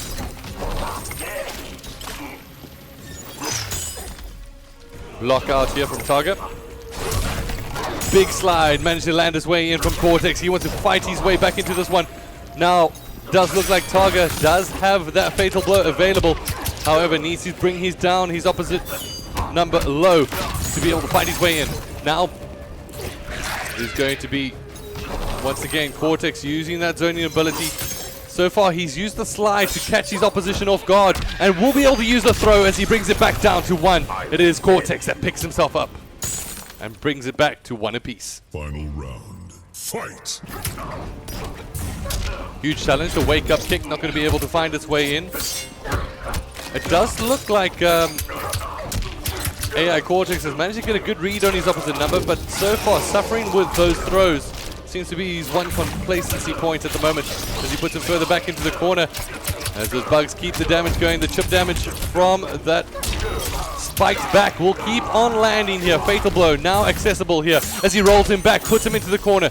Cortex, this is your opportunity as he tries to get out the zoning and does not opt for the damage, instead rolls back and takes the damage, and there we go. It is going to be Targa Bearclaw who picks up the round and therefore knocks down his opposition into the losers bracket. No further. He's knocked out. That is going to be AI Cortex falling out of the competition. And it is now time to cross over to our next match, ladies and gentlemen. And the Bug Lady Devourer does come out on top. Fantastic play there. A little bit unfortunate being that the disconnection happened so far into the game for that second matchup. That being said, we will now have to cross over to our next match. And if we do have a little bit of a look at the bracket, it is going to be X-Ray taking on Parasurama as we get ready to get those ones going. I want to say thank you to both of our players that joined us in the lobby, and we're going to get ready for the next round. We'll be back with that in just a second. Ladies and gentlemen, hold on tight as we cut to a short break.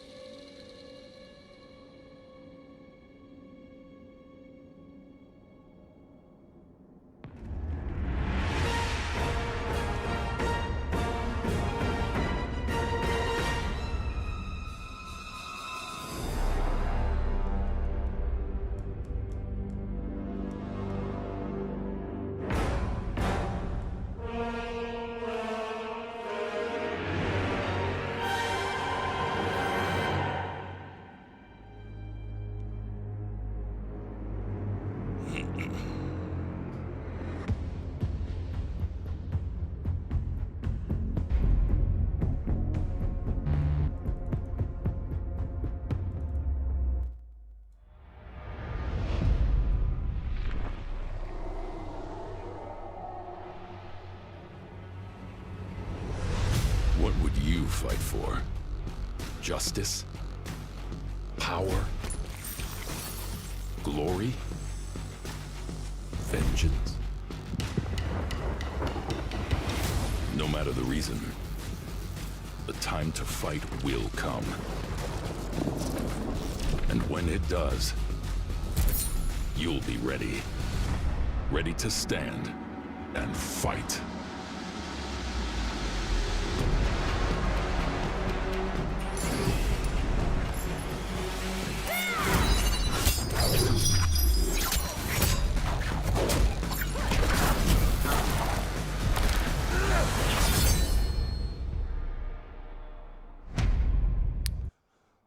Alright, ladies and gentlemen, welcome back to the stream, and it is going to actually be a different match than what we thought. It is the bracket.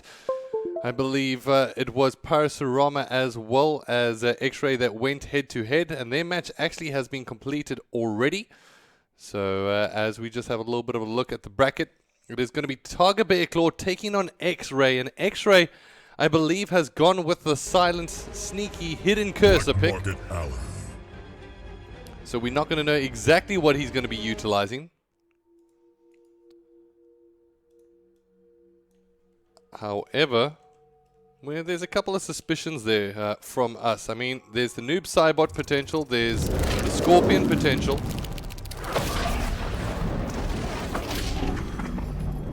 You pretend And it is going to be the Scorpion. How so, Devora?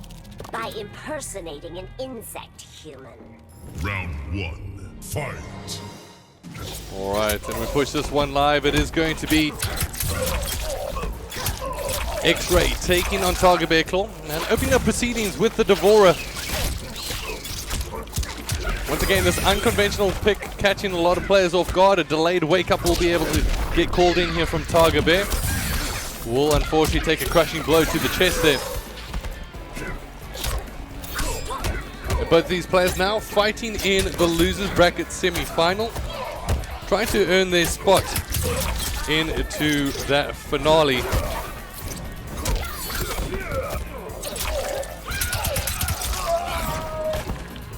A couple of shots to the hip will get exchanged here, and looking really good is Tiger Bear at the moment with his Devora in hand. Fatal blow now accessible and available, but he lands the forward throw, and this should be enough damage here. As it is going to be Tiger Bear who picks up round number 1 here up against X-Ray.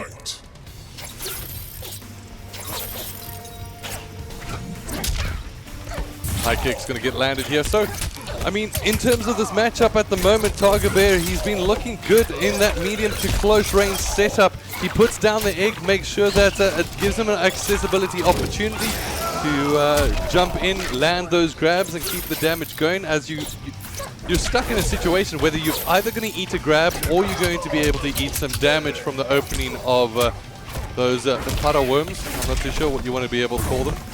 As a rollout will get called out here from Tiger Bear. As the TP gets called out, puts him right back into the corner. This is a position that Tiger really doesn't want to be in up against X-Ray Scorpion. Jumps overhead, will spend a meter to keep that damage ticking. However, the grab's not going to be able to find his way in. A great delayed wake up once again coming in here from Tiger. Puts down the egg and works his way forward to keep that chip damage. Now lands that grab, and once again, it's something that X-Ray seemingly can't answer, as it is going to be Tiger Bear that picks up Devora wins. match number 1 here.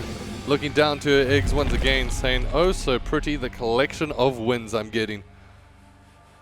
Fantastic play there from Tiger Bear. As is normal, we hand out the 10s to our winners.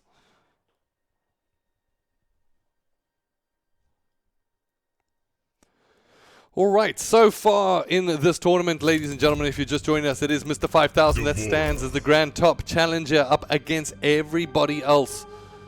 As it's Shao Kahn that awaits the winner of this match in that losers bracket final. And right now, what you can arguably call, I guess, the losers bracket semi-final. Who will be able to take this one? Tiger Bear Claw at the moment with this Devora pick.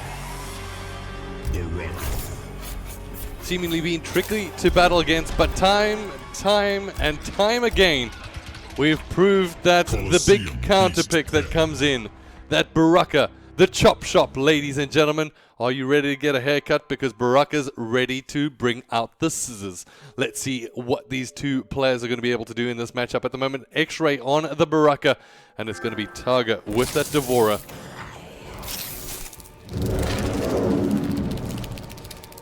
Round 1. Fight! As we push this one live, it is going to be neither one of these players actually opening up the damage just yet, as it's finally X-Ray that puts down the flag. There we go, some big damage to the chest as he managed to connect with a crushing blow.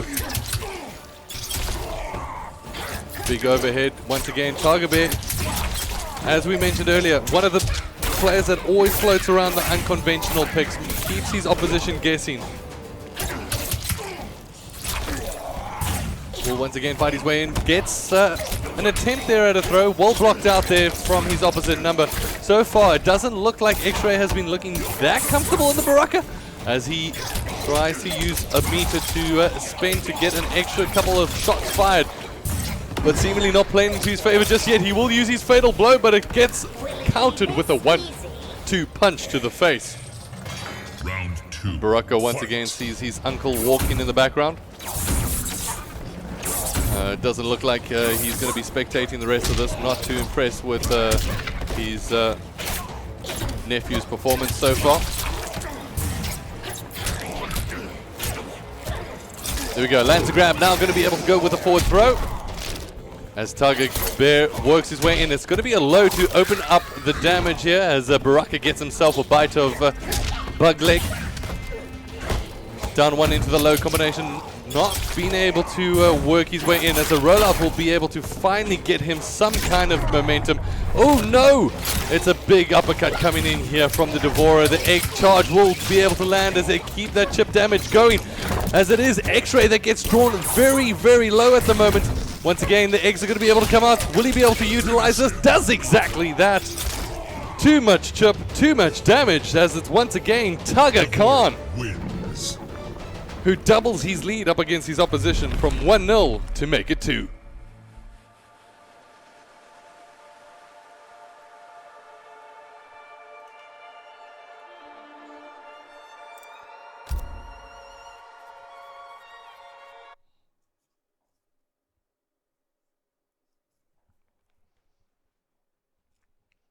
So far, the Bug Lady really has been a bug in the side of the opposition so far. As X-Ray, he went over to the Baraka. He had the Scorpion. Baraka not working out for him, so now thoughts going through his mind is, how am I going to open this man up? At the moment, struggling. Looks at the noob. What toolkit is going to be best?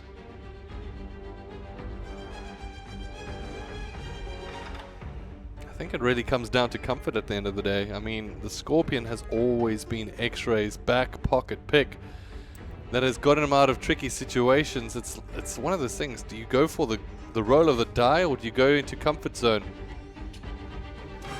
For right now, he wants to go for a roll of the die with this noob Cybot. Noob Cybot. Scorpion.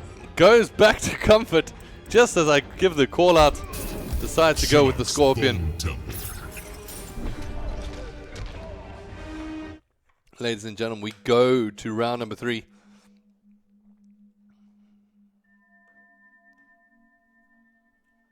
And we go to what might be a decider here for Targa Bear. Round 1. Fight. He's currently in a 2-0 lead up against his opposite number.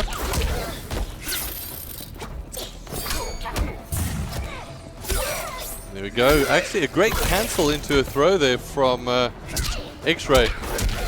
Just throwing a little bit of a mental game into the mix at the moment, which has been definitely in the favor of Targa Bear so far. This time connects with the overhead. Will actually jump over to land the forward. Oh no, that's actually a back throw. I do apologize. Right now tries to get in. Hasn't put down an egg just yet, has Targa. He's kind of worried about that TP across screen. Committing frames is so dangerous up against the Scorpion. And that's exactly why, as X-Ray picks himself up around very quickly. Round 2. Fight. Low kick finds its way into a down 1 at the moment. It's going to be Couple of big exchanges here from both of these players. Turns his back, allows the spikes to keep the damage ticking here for Targa Bear as he finally once again gets some more chip damage in. But great throw tech being shown here from X-Ray. Crushing Bro will get landed this time. The TP's not going to come in time. Great throw tech once again from both of these players, but finally it's going to be Targa that lands the back throw, puts him into the corner, puts down the X as he's ready to take some damage. As two bugs will come out to bite his opposite number. Giving him not enough time to put down the second bug. X-Ray looking so solid. How's he going to be able to come out on top of this one? This time it is going to be Targa, who looks like he's on the back foot. Does he have what it takes? No, he doesn't. As this time the Scorpion playing off Providence for Mr. X-Ray himself. As he picks up a round up against his opposite number, Targa Bear. You got to be watching, because guess what? He's got an opposition in X-Ray.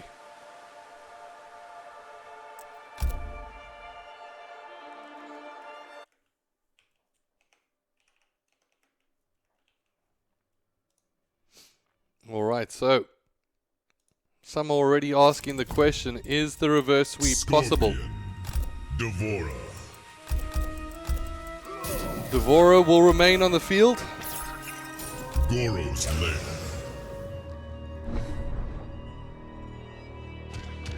Targa Bear not going to change things up at this late stage of the tournament. These players have secured themselves the top 4, so no matter what, minimum walking home with 500 Rand in the back pocket. Round 1, fight.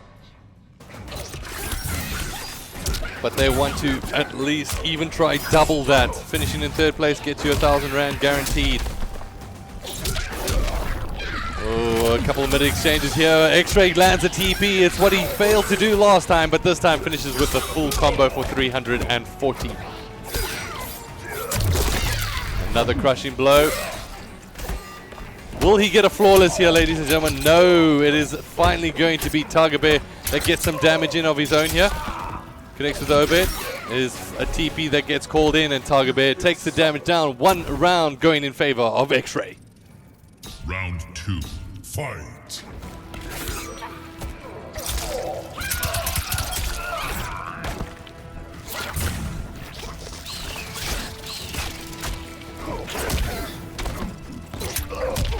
There we go. Targa gets that 1-2 kick, but this time it gets responded by in turn from his opposite number. Low kick finds his way in, and at the moment you can see Targa, he's been struggling to really put that corner pressure, and for obvious reasons. I mean, Scorpion just TPs directly out of that. But this time, trying to connect with that overhead, trying to keep that chip damage going, but guess what? Gets opened up by X-Ray, who puts him into a corner of his own.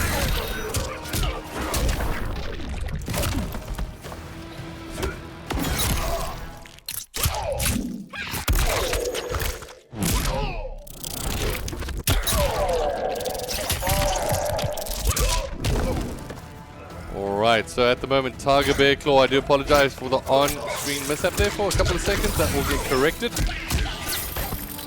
Finish her. And there we go. He picks up a round of his own. And there's going to be X-Ray with a round.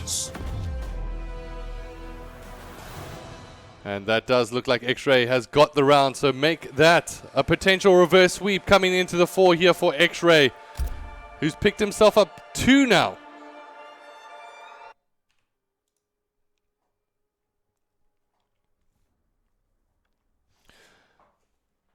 And it's huge now. I mean, X-Ray staring down a potential reverse sweep up here against his opposite number. Targa Bear left with a decision. Will he go for a new character? Will he remain? Decisions, decisions. Oh, oh. You know he wants to go for that Kotal Khan, right? He totally want to go for that Kotal Khan.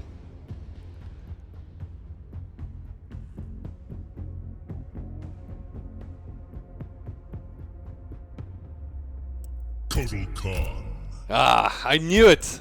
He really wants that Kotal Khan. At the moment, being one of his pocket picks that he really likes to play. And, oof, ladies and gentlemen, both these players tied up at 2 apiece.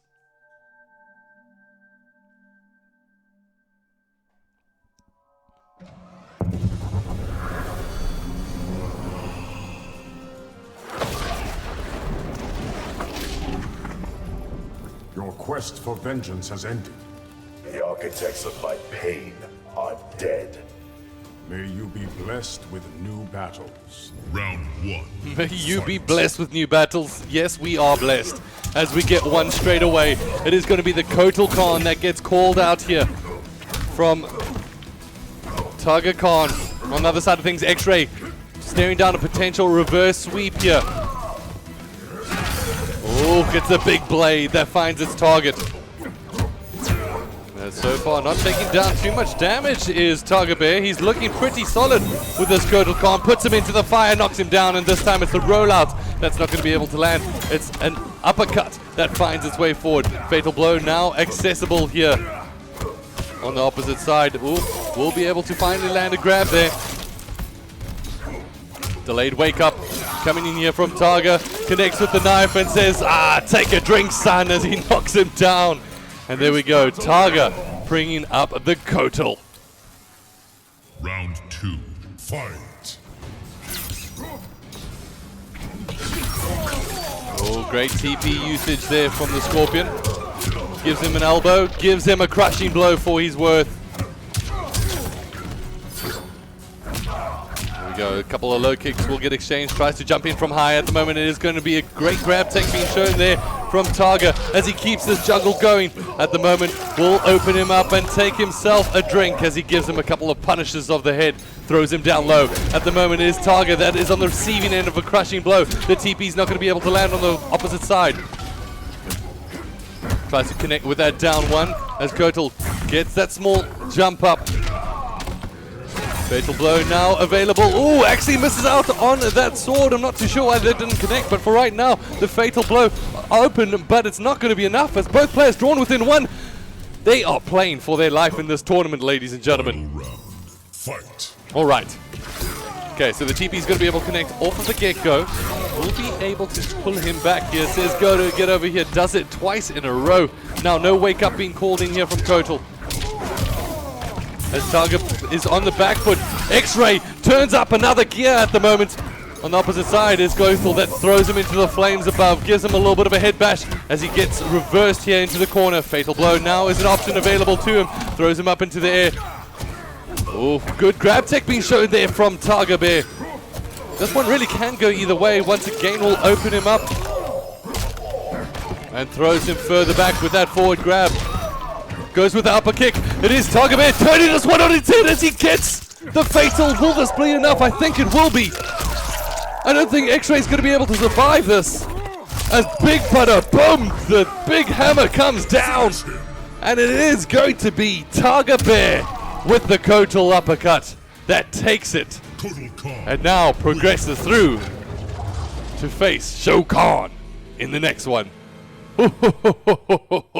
Ladies and gentlemen, this is the Mortal Kombat that we love to watch. So we're going to wait and hold on tight before we cross over to the losers bracket final, where it's going to be Shao Kahn taking on Kotal Khan, potentially, which is none other than Targa Khan. There's a lot of Khans coming up here, ladies and gentlemen, but they're all waiting to face the man, the Zambian king, that awaits the winner of the losers bracket final. But before we cross that, we're going to cut to a short break. I'll be with you in just a bit.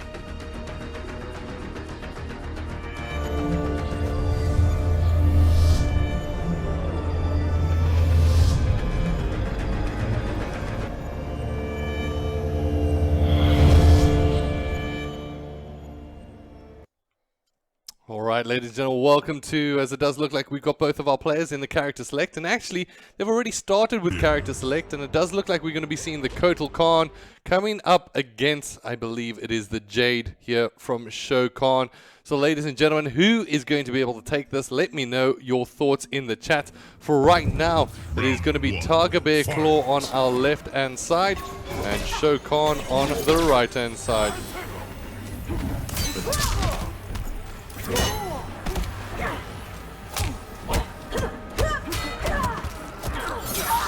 Alright, so we can push this one live and see who's going to be able to take this.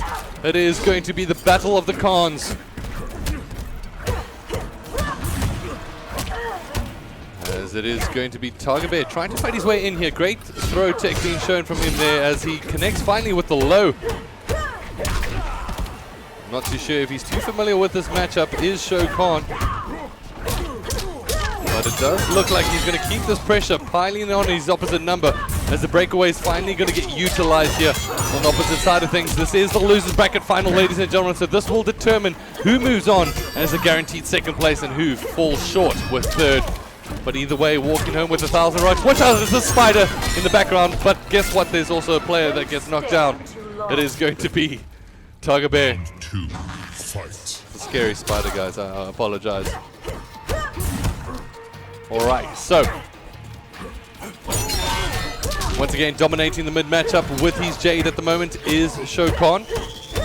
As he keeps him piled into the corner. Doesn't seem like there seems to be an answer just yet from Tiger Bear, who hasn't really been able to build up any momentum just yet, but managed to collect himself a drink nonetheless. Finally connecting with the overhead of the sword there. Now puts him into the corner now. Let's see how Shokan is going to be able to survive there. Once again, a very scary spider joining the fight, but on the opposite side of things, it is going to be Shokan trying to keep this one going. Looking a little bit better here for Tiger at the moment as he finally works his way in, gets him down low. Both players with a fatal available, but it's going to be Shokan that spends it, but doesn't look like it's managed to find its target. As there we go, the win going over to Shokan, picking up the first round.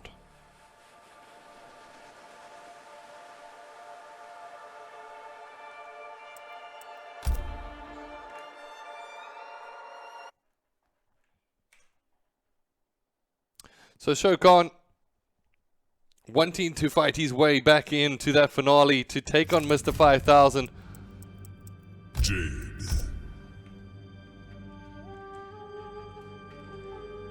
And Tiger left with decisions. Will we see that Devora?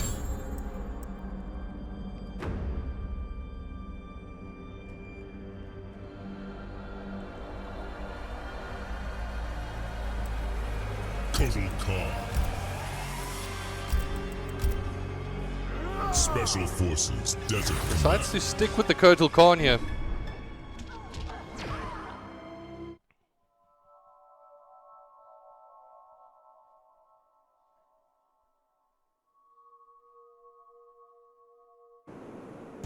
Alright. Fight. So time to go into this one, and at the moment it is going to be Mr. Shokan with 1-0 up against his opposite number, playing with the Jade. On the opposite side of things, it is going to be Tiger Bear Claw.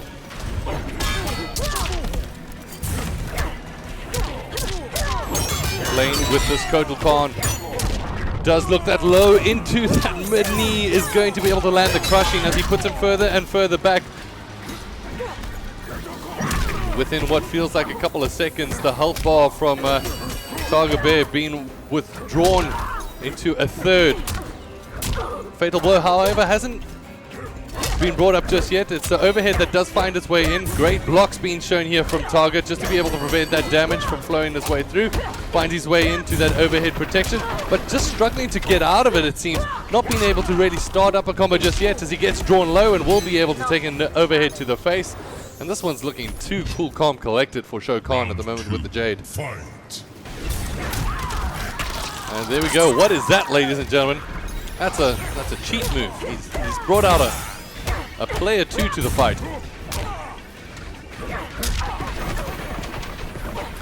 Alright, and there we go. Brings down the blades and finally gets some damage down of his own. huge damage actually coming down here from the Kotal.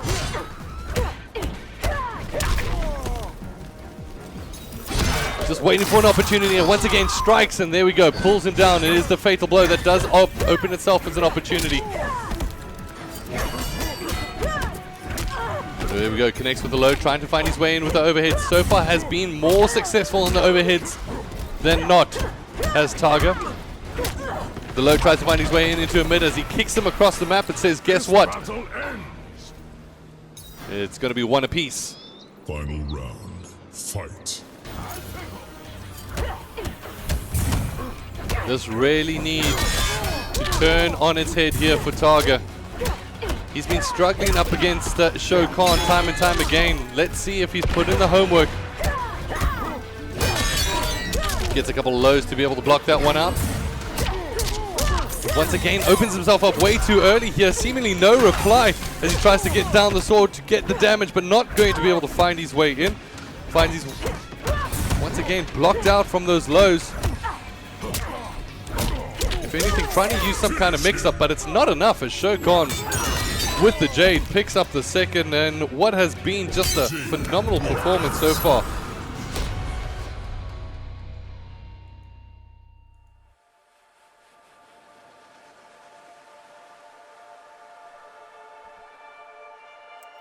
So 2-0 in favor of Shao Kahn, and this now leaves Targa Khan to character select. And will we see that Devourer that we've come to expect from him, at least in his opening rounds?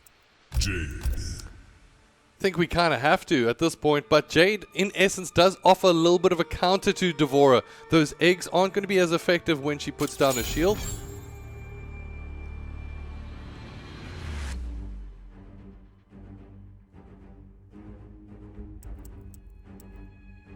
Devourer. And finally does go with the Devourer. Shang Tsung's Island Rule. Alright, so from the side of Targa Bear, he really needs to try utilize that mix-up game that he's been very, very solid with. He's looked good in the corners with Devourer. However, when it steps out into the open mid game, that's kind of where he's just not looking too solid in the neutral. Round one. Fight. So let's see. Connects with the overhead almost immediately.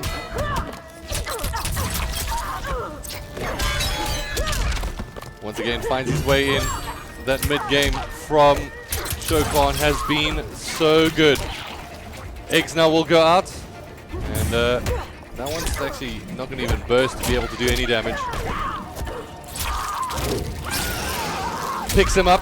Throws him back down. This one's looking a little bit better here from his opposite number.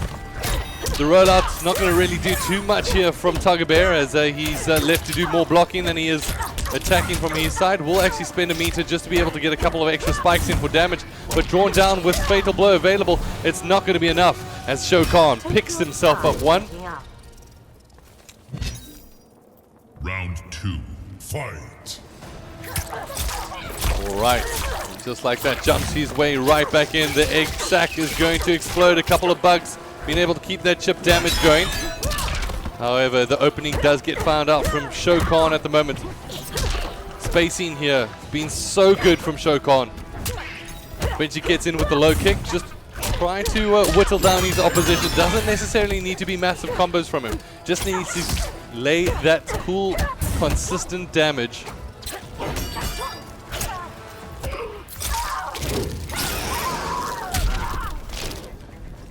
Alright, well, the tournament is taking place on PlayStation 4. Devourer plays exclusively on Eggbox, and for right now tries to land the eggs and can't get her way in. The Fatal Blow does open up, and once again the chip damage here from Shao Kahn being so good. Puts Devourer back into the corner using that zoning, and once again just dives his way in with the cane. And there we go, Fatal Blow finally connects.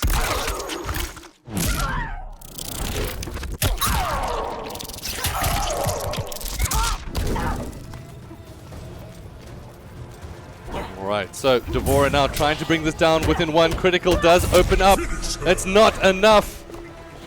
And there we go, the low kick connects, and that is going to be a clean 3-0 coming in here from Shokan, who now progresses to go to the grand finale. Guarantees himself a 2,000 rands in the back pocket, but wants to fight for that #1 position, where you get yourself 5,000 rand as well as the title of season #2 champion.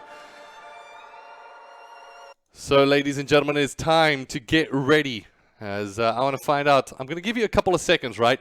Go get some snacks and get yourself ready, because we're going to get Mr. 5000 in this lobby.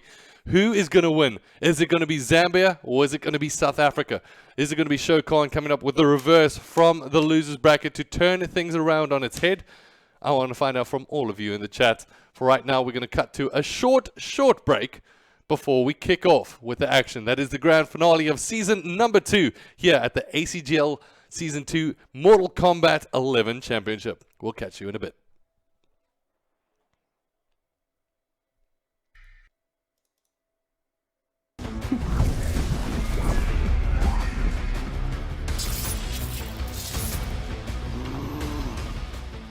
You kept me from destroying Earthrealm. My sacrifice saved the Makoka. Nothing will save them now. Fight!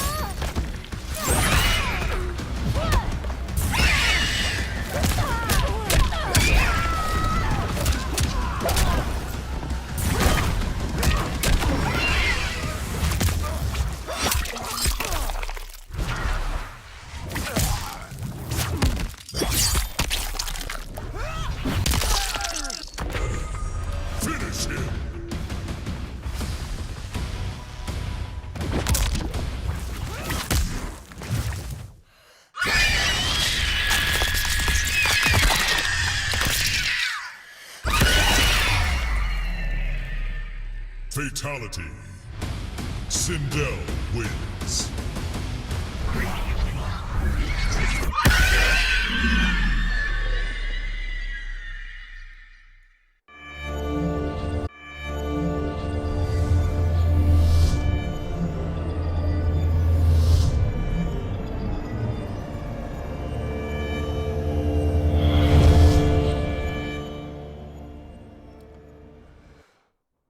Alright, welcome back everybody. It's time to kick off with the grand finale. It does look like we have both of those players in and ready to go. So if you're a South African, I'm sure you're supporting Shokan in this one. And if you're a Zambian, I know you're behind your king, Mr. 5000. So without further ado, how about we cross over to character select and see who's going to be able to come out on top of this one? Devora. It is going to be Mr. 5000 on our right-hand side. And he's going to be playing with a Devora. Maybe he spotted something on stream. Maybe a little bit of a weakness there from Shokan. Nope. Doubles back. Noob Cybot. Sub-Zero. And mixes it up. Goes actually with the Sub-Zero. So Sub-Zero was looking very proficient. A lot of jumps from the man a little bit early on.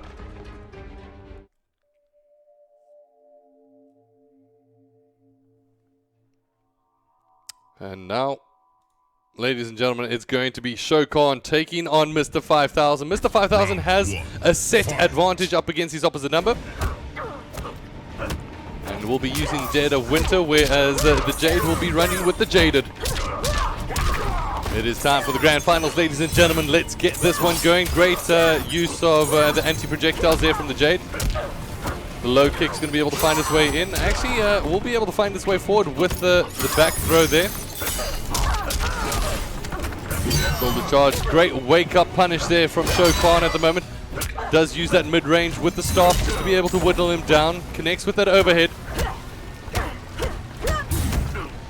Doesn't overcommit, but this time comes in with the low. Shokan looking pretty good so far with the Jade at the moment, and we'll be able to pick down round number 1. Your time building up. Round 2. Fight.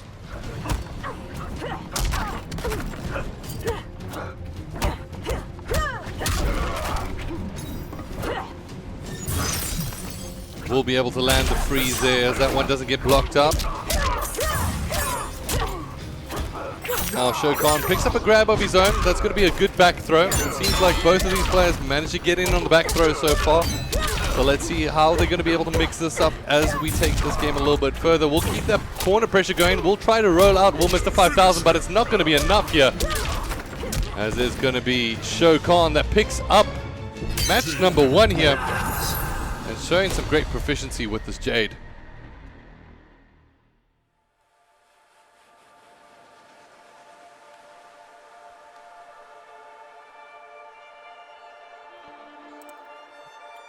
We'll give a 10 of respect there. I mean, so far for Shokan, it's going according to game plan, as you call it, but it's one of those things with Myth 5000. You just don't know when he's going to flip the switch. And right now, Jade.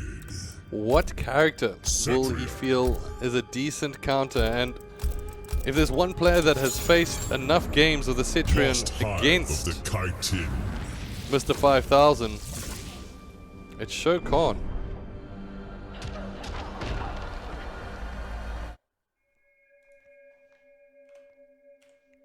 I mean, Shokan has lost to this character time and time again. It has been essentially his Achilles heel. Round 1. But let's see if he's maybe learned from the lessons of the past, and with the 1-0 lead, he's got a lot to do as he managed to once again control that mid game with the staff, managed to find his way forward. Overhead's not going to be able to connect, tries to get in with a down 1. Good play there as he gets the early exchange going in favor of Shokan. However, now Mr. 5000 needs to turn on. However, he's just been turned onto the back foot more than anything.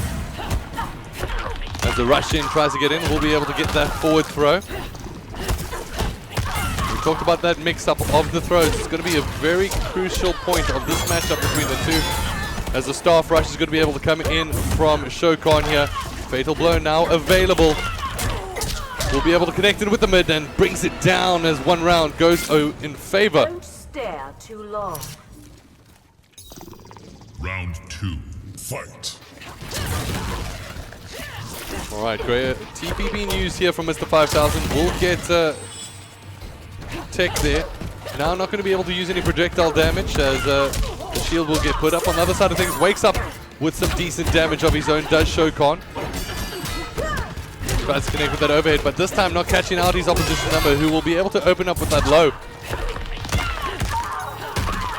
Another forward throw finding its way in.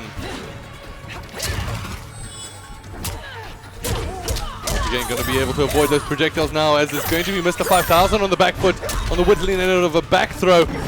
As there we go, the fatal blow will land as it does come up from above. It is the rock slide that throws him back. Solar beam to keep the damage rolling through.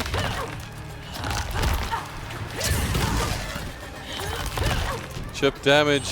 Time and time again, this is going to give him opportunity just to bridge that distance, but it's not going to be enough as Mr. 5000 picks himself up around and says, come at me, bro. Final round. Fight.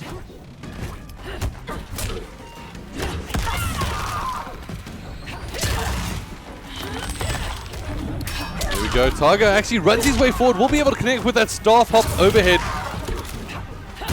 And now it is going to be the rock throw once again, a forward throw. For some reason, Shokan seemingly not being able to grab tech these. He's usually very proficient in that. However, on the opposite side of things, he does eventually open up his opposite number. Will be able to come through with that rush.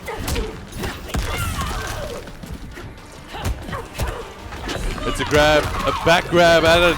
And just like that, Fatal Blow gets opened up. Both these players tied up at 1 apiece, and this is going to be quite a crucial round at the moment for both of them. Who's going to be able to change the pace here? At the moment, Mr. 5000 does not have that Fatal Blow open to him. There we go, the staff rush into that overhead kick, and finally, Shokan picks himself up another round, making it 2-0. And for the first time in this tournament, Mr. 5000 is looking perplexed.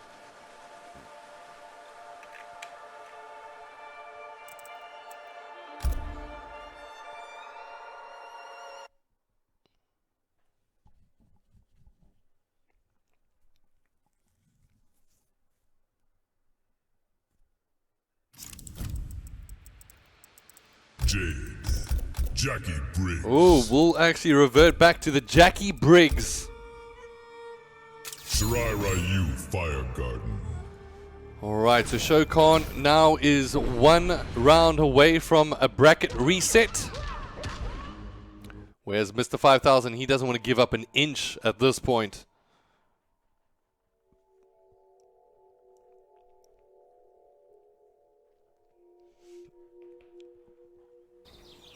Round 1. Fight. So Zambia, back your boy at the moment. He needs your support, as at the opposite side of things, the South African in Shokan trying to put up some work. You would expect that he knows the matchup against Jackie Briggs pretty well. That being said, it is the upgraded model, which I don't necessarily think was the preference in season number 1. At the moment, that overhead, the pressure too much coming in here for Jackie, keeping that juggle going in the corner for 412 damage. On the opposite side of things, it's a Trident Rush that's not going to be able to find its way in. Yes, I said Trident Rush, as it's an uppercut here from the crushing blow that lands its way in.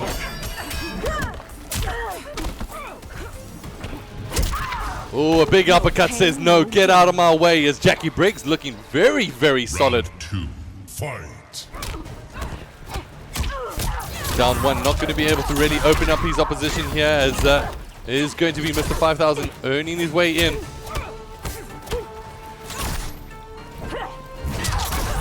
There we go, lands that charge. 3 hits, 140, as it's an uppercut in return. But no, they both exchange 1 apiece. At the moment, Shokan on the back foot in the corner as the pressure keeps building. And just like that, Mr. 5000 makes it look easy with Briggs. Jackie Briggs wins.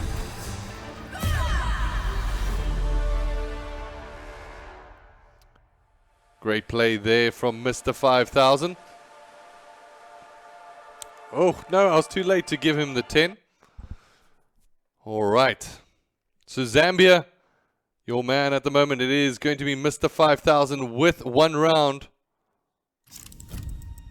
Jackie Briggs. Johnny Cage. And it does look like that Johnny Cage will get called out to try answer. Sea of Blood.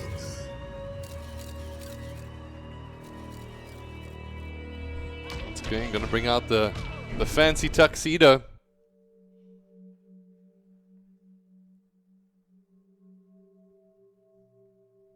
That's Mr. 5000 trying to fight his way back in here.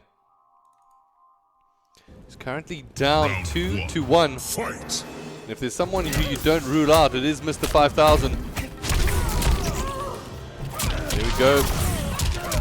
Once again, Mr. 5000 that opens up the combo and keeps it ticking.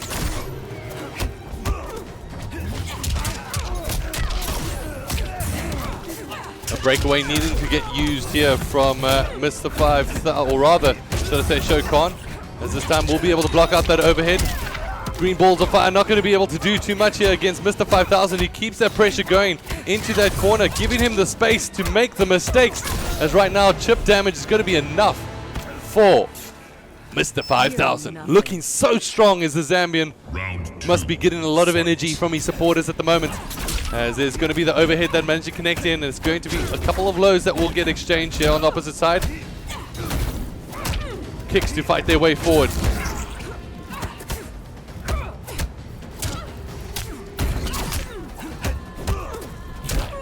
Shokan chipping away slowly but surely. But you got to feel like as soon as an opening goes over to Mr. 5000, he makes full use of it. And that's exactly what we've seen here yet again. Upgraded and unloaded is this Jackie Briggs. But on the other side, it's still a relatively even matchup as Fatal Blow now becomes an accessible option here to Mr. 5000. As the corner pressure does get applied here from this Johnny Cage from Shokan as he tries to turn this back. Final round. Fight.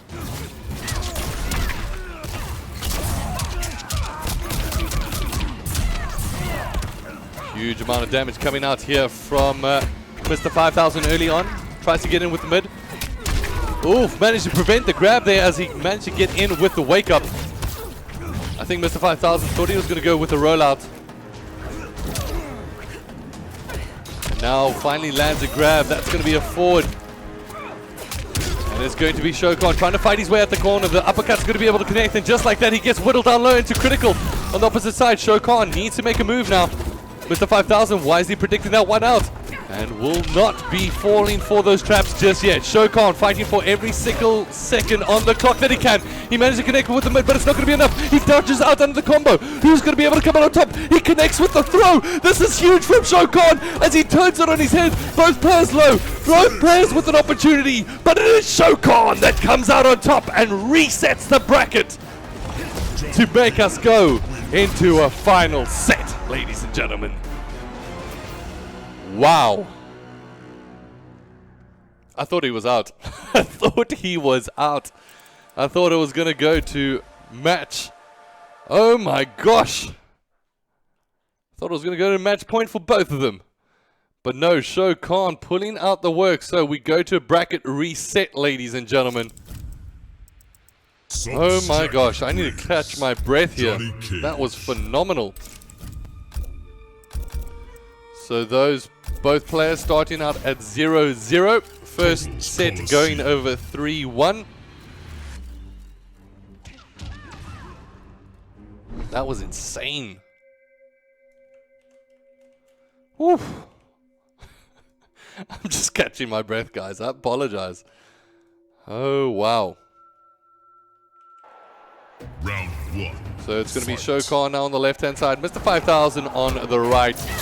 Both of them going head-to-head in this matchup that has been so good to watch. It is Jackie Briggs taking on Johnny Cage. Now it is going to be Mr. 5000 working his way in, actually starting to land some solid damage on the combo. Ooh, the crushing blow connects for 400. And doesn't even give him a chance to really wake up out of that one. It's going to be the get-up punish that managed to find its way forward. Now Shokan needing to get his way in here.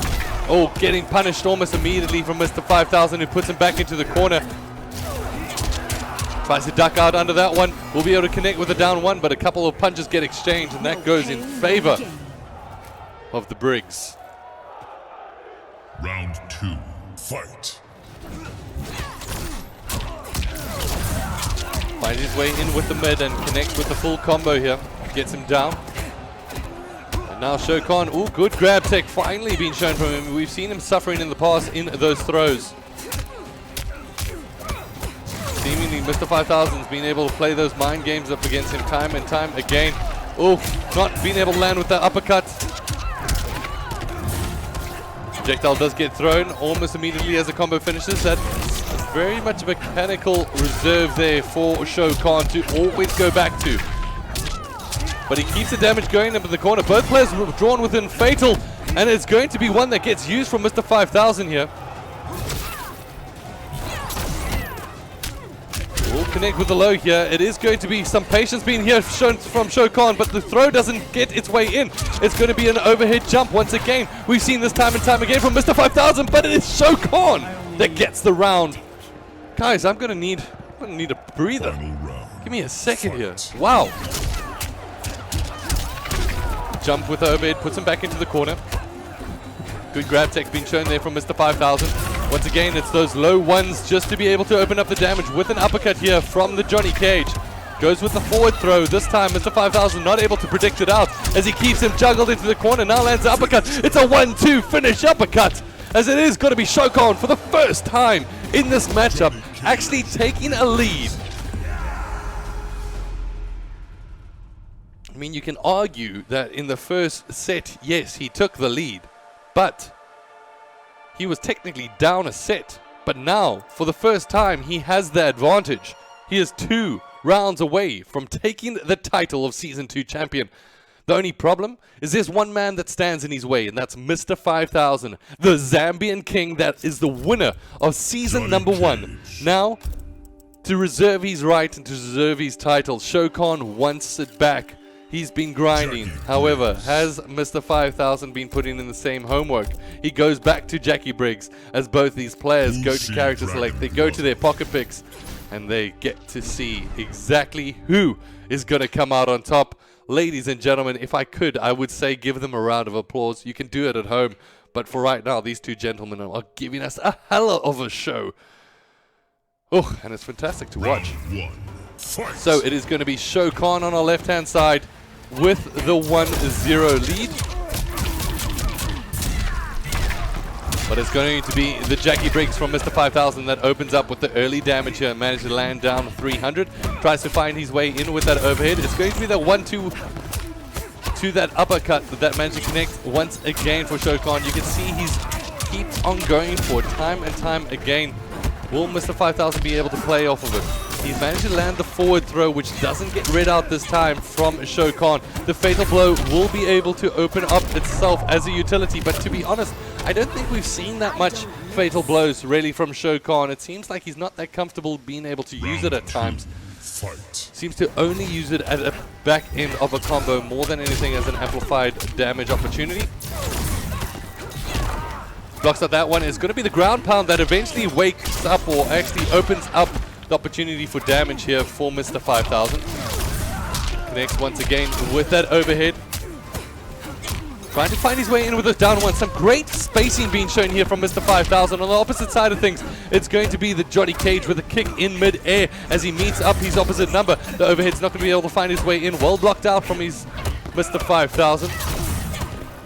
Both players using great defense, but it is eventually the throw coming in from Mr. 5000 that finds its way in. Tries to use the meter to be able to spend on attack. Just trying to catch out his opposite number. Will have to use the breakaway. Now no defensive meter in favor of his opposite number. Tries to use the fatal blow. Does Shokan, but it's going to be the grab, and that's going to be enough for Mr. 5000 to bringing it back to 1 apiece.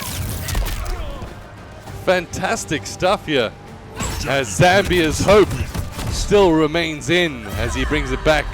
Ladies and gentlemen, will this go all the way? At the moment, it's definitely looking like it.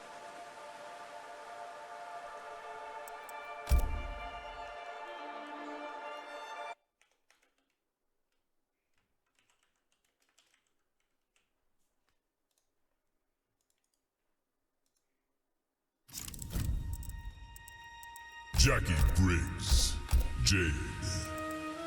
Okay, tied up at 1 apiece, guys. Wow. Charon ship. What a game it has been between both of these players. Ladies and gentlemen, if you're just joining us now, this is the grand finale. And it was Shokan that came down from the loser's bracket to bring in a set reset. As he picked up 1, and now it's pretty much as even as it gets, and it's a race to the first 2-3. Both of them tied up at 1 apiece. And it's a Jade versus Jackie. This time, the Jade. Let's see how Shokan's going to be able to utilize it. So far, he brings back the pressure that he brought previously. Will be able to come in with that staff rush. Comes up through the mid, going to be able to connect and finally lands in with the meter burn kick at distance, at range, just to catch his opposition off guard. Once again, just using those zoning tools to the best of his ability is Shokan. On the opposite side of things, it's going to be Mr. 5000 trying to find his way in, and if there's going to be an Achilles heel on the side of Shokan, it has been those grabs so far. Well blocked out there from Shokan. Both these players really, really low. Once again, it's the grab that gets pulled in from Mr. 5000. Find his way forward. It's that low kick, but it's a staff rush that prevents the damage from coming through. And there we go. Tries to connect with the overhead. We'll go into a down 1, and that's going to be round number 1. Going over to Mr. Shokan. Round 2, fight. At the moment, tries to get in with the down one. We'll go with the ground and pound. That's going to be able to land some decent damage on his opposite number. The Jade pressure, however, has been formidable. But Mr. 5000, he's not one to crumble under pressure. As he goes for the ground pound yet again. Will he mix it up with the throw tech? We'll have to wait and see. The low kick once again getting utilized time and time again here from Shokan as he opens up the damage. Going to be able to go with a back throw. Goes with that mid-staff rush once again, keeps the juggle going, and this is not looking good for Mr. 5000, who tries to roll out, but Brandon predicts it out, goes for the throw, and says, you know what? We're going to make this match point, ladies and gentlemen. Shokan coming up with the reverse, and coming up solid to try take the title.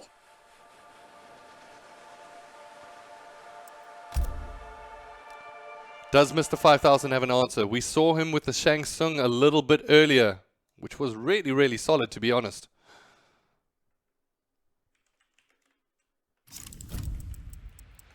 Jade.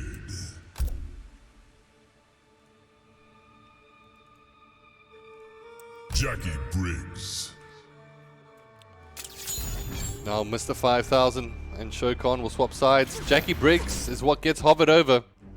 You can see Mr. 5000 thinking. He's taking a little bit of extra time here. He knows that there's a couple of options available to him. Cetrian, no. That's the one that we can definitely rule out. Jackie Briggs, okay, how confident are you? On the other side of things, it's going to be a difficult choice. But will he actually go over to the Geras? My gosh, that will be a game changer here. He hovered over the Devourer in their first set, and he even went so far as to go for hover prediction, but once again not willing to roll the dice. Black Dragon Fight Club. And will that be a decision that he lives to regret? Only time will tell, but it is definitely match point going over to Shokan, trying to take the title of Season 2 champion up against the Season 1 defending champion. Here it is, ladies and gentlemen. Both these players, they've been going head to head since Mortal Kombat's release. And so far it's been Mr. 5000 coming out on top time and time again. But now Shokan is sitting with the best position he's ever had to be able to knock down his nemesis, his rival, Mr. 5000, who's come in with a high energy that seemingly can't be answered. And once again, it's just the throws. Mr. 5000 with the throws that it just doesn't seem like Shokan can handle at this point. Low kick into a staff rush, trying to connect with that overhead, not going to be able to find his way in. However, maybe it's a jump too far for Mr. 5000, as he does eventually put himself in a corner, but he rushes his way out of it. The ground and pound going to be able to land. Will be able to connect with that forward throw yet again, as Shokan seemingly has no answer for it. It is going to be a staff rush down the middle, but the fatal blow now opening itself up as an option. Twisting his way out of the situation is Shokan, trying to land with those kicks, puts him back into the corner, keeping that pressure going, trying to make sure that he's plus on every single move. It's the uppercut that managed to connect. It's that big kick from up high. It's the throw that once again is the Achilles heel of Shokan, but it's a fatal blow that's not going to be able to connect from Mr. 5000. However, it's time for Shokan to return one of his own as he puts a staff to the face and says, you know what, I'm not out of this just yet. Final round. Fight. Final round, match point over to Shokan at the moment, meets him in midair. We'll be able to keep that juggle going with that rush kick.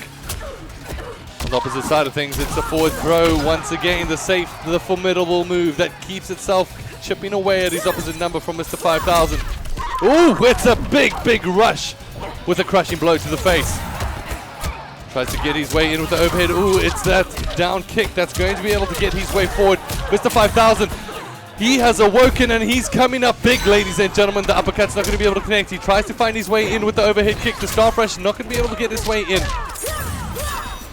Will he be able to find? He's turned it back into a fatal blow range, but it's going to be a return here from Mr. 5000, ladies and gentlemen. You thought we were done? Who were you kidding? we're going to match number 5. It is Mr. 5000 fighting right back. Wowzers, ladies and gentlemen. Wow-wee. Zambia, raise your flags for Mr. 5000. South Africa, back your boy. Let's see who's going to be able to come out on top. Both of these players deadlocked all the way. This is it, ladies and gentlemen. This is the last round. And it is Shokan with the character select. So technically, he's got what might be deemed a strategical edge here. But he decides to go with the Jade, and map has been locked in. Ladies and gentlemen, this is it. This is the final round. This is what you've been waiting for. It is going to be the 2 best fighters of Sub-Saharan Africa going head to head for one decider, the title of the ACGL Season 2 Championship for Mortal Kombat 11. Put up your thumbs, ladies and gentlemen, and show some love to who you're supporting. Let us know in the chat. Share it out loud, because right now we're jumping into the action, and it's going to be both of these players getting an early little bit of chip damage going down. It is Shokan trying to fight his way forward. Nobody's been able to land a combo just yet. It's that overhead from that Jackie Briggs that once again not going to be able to connect.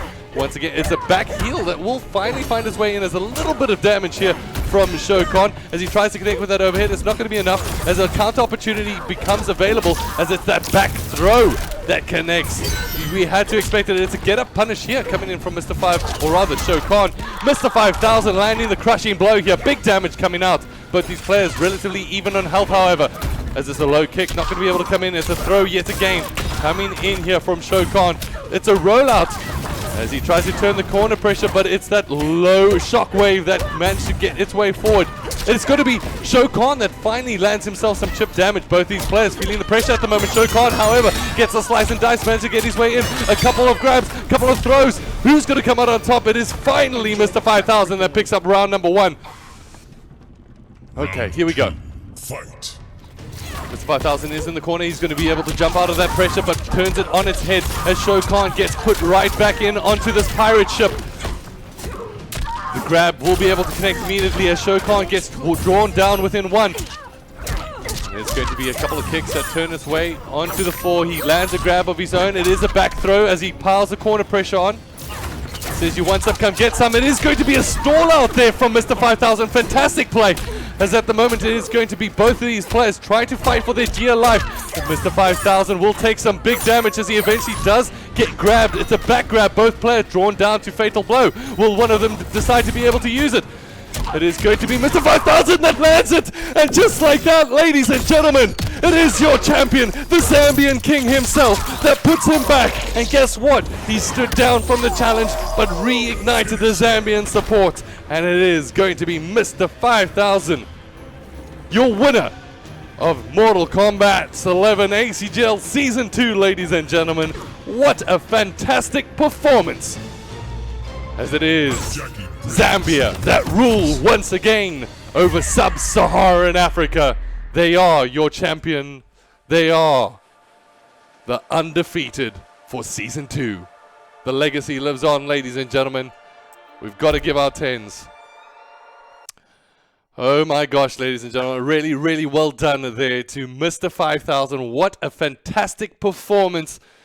And he showed his mustard. He showed his stuff there. Managed to come through from essentially a deficit to turn the match on its head. An absolutely great performance, and well done, especially to Zambia, to Team Geometrics, as well as Mr. 5000 for representing Shokan. Hard second season for you, good sir, as once again falling out in second place, but will fall out with 2,000 Rand in the back pocket.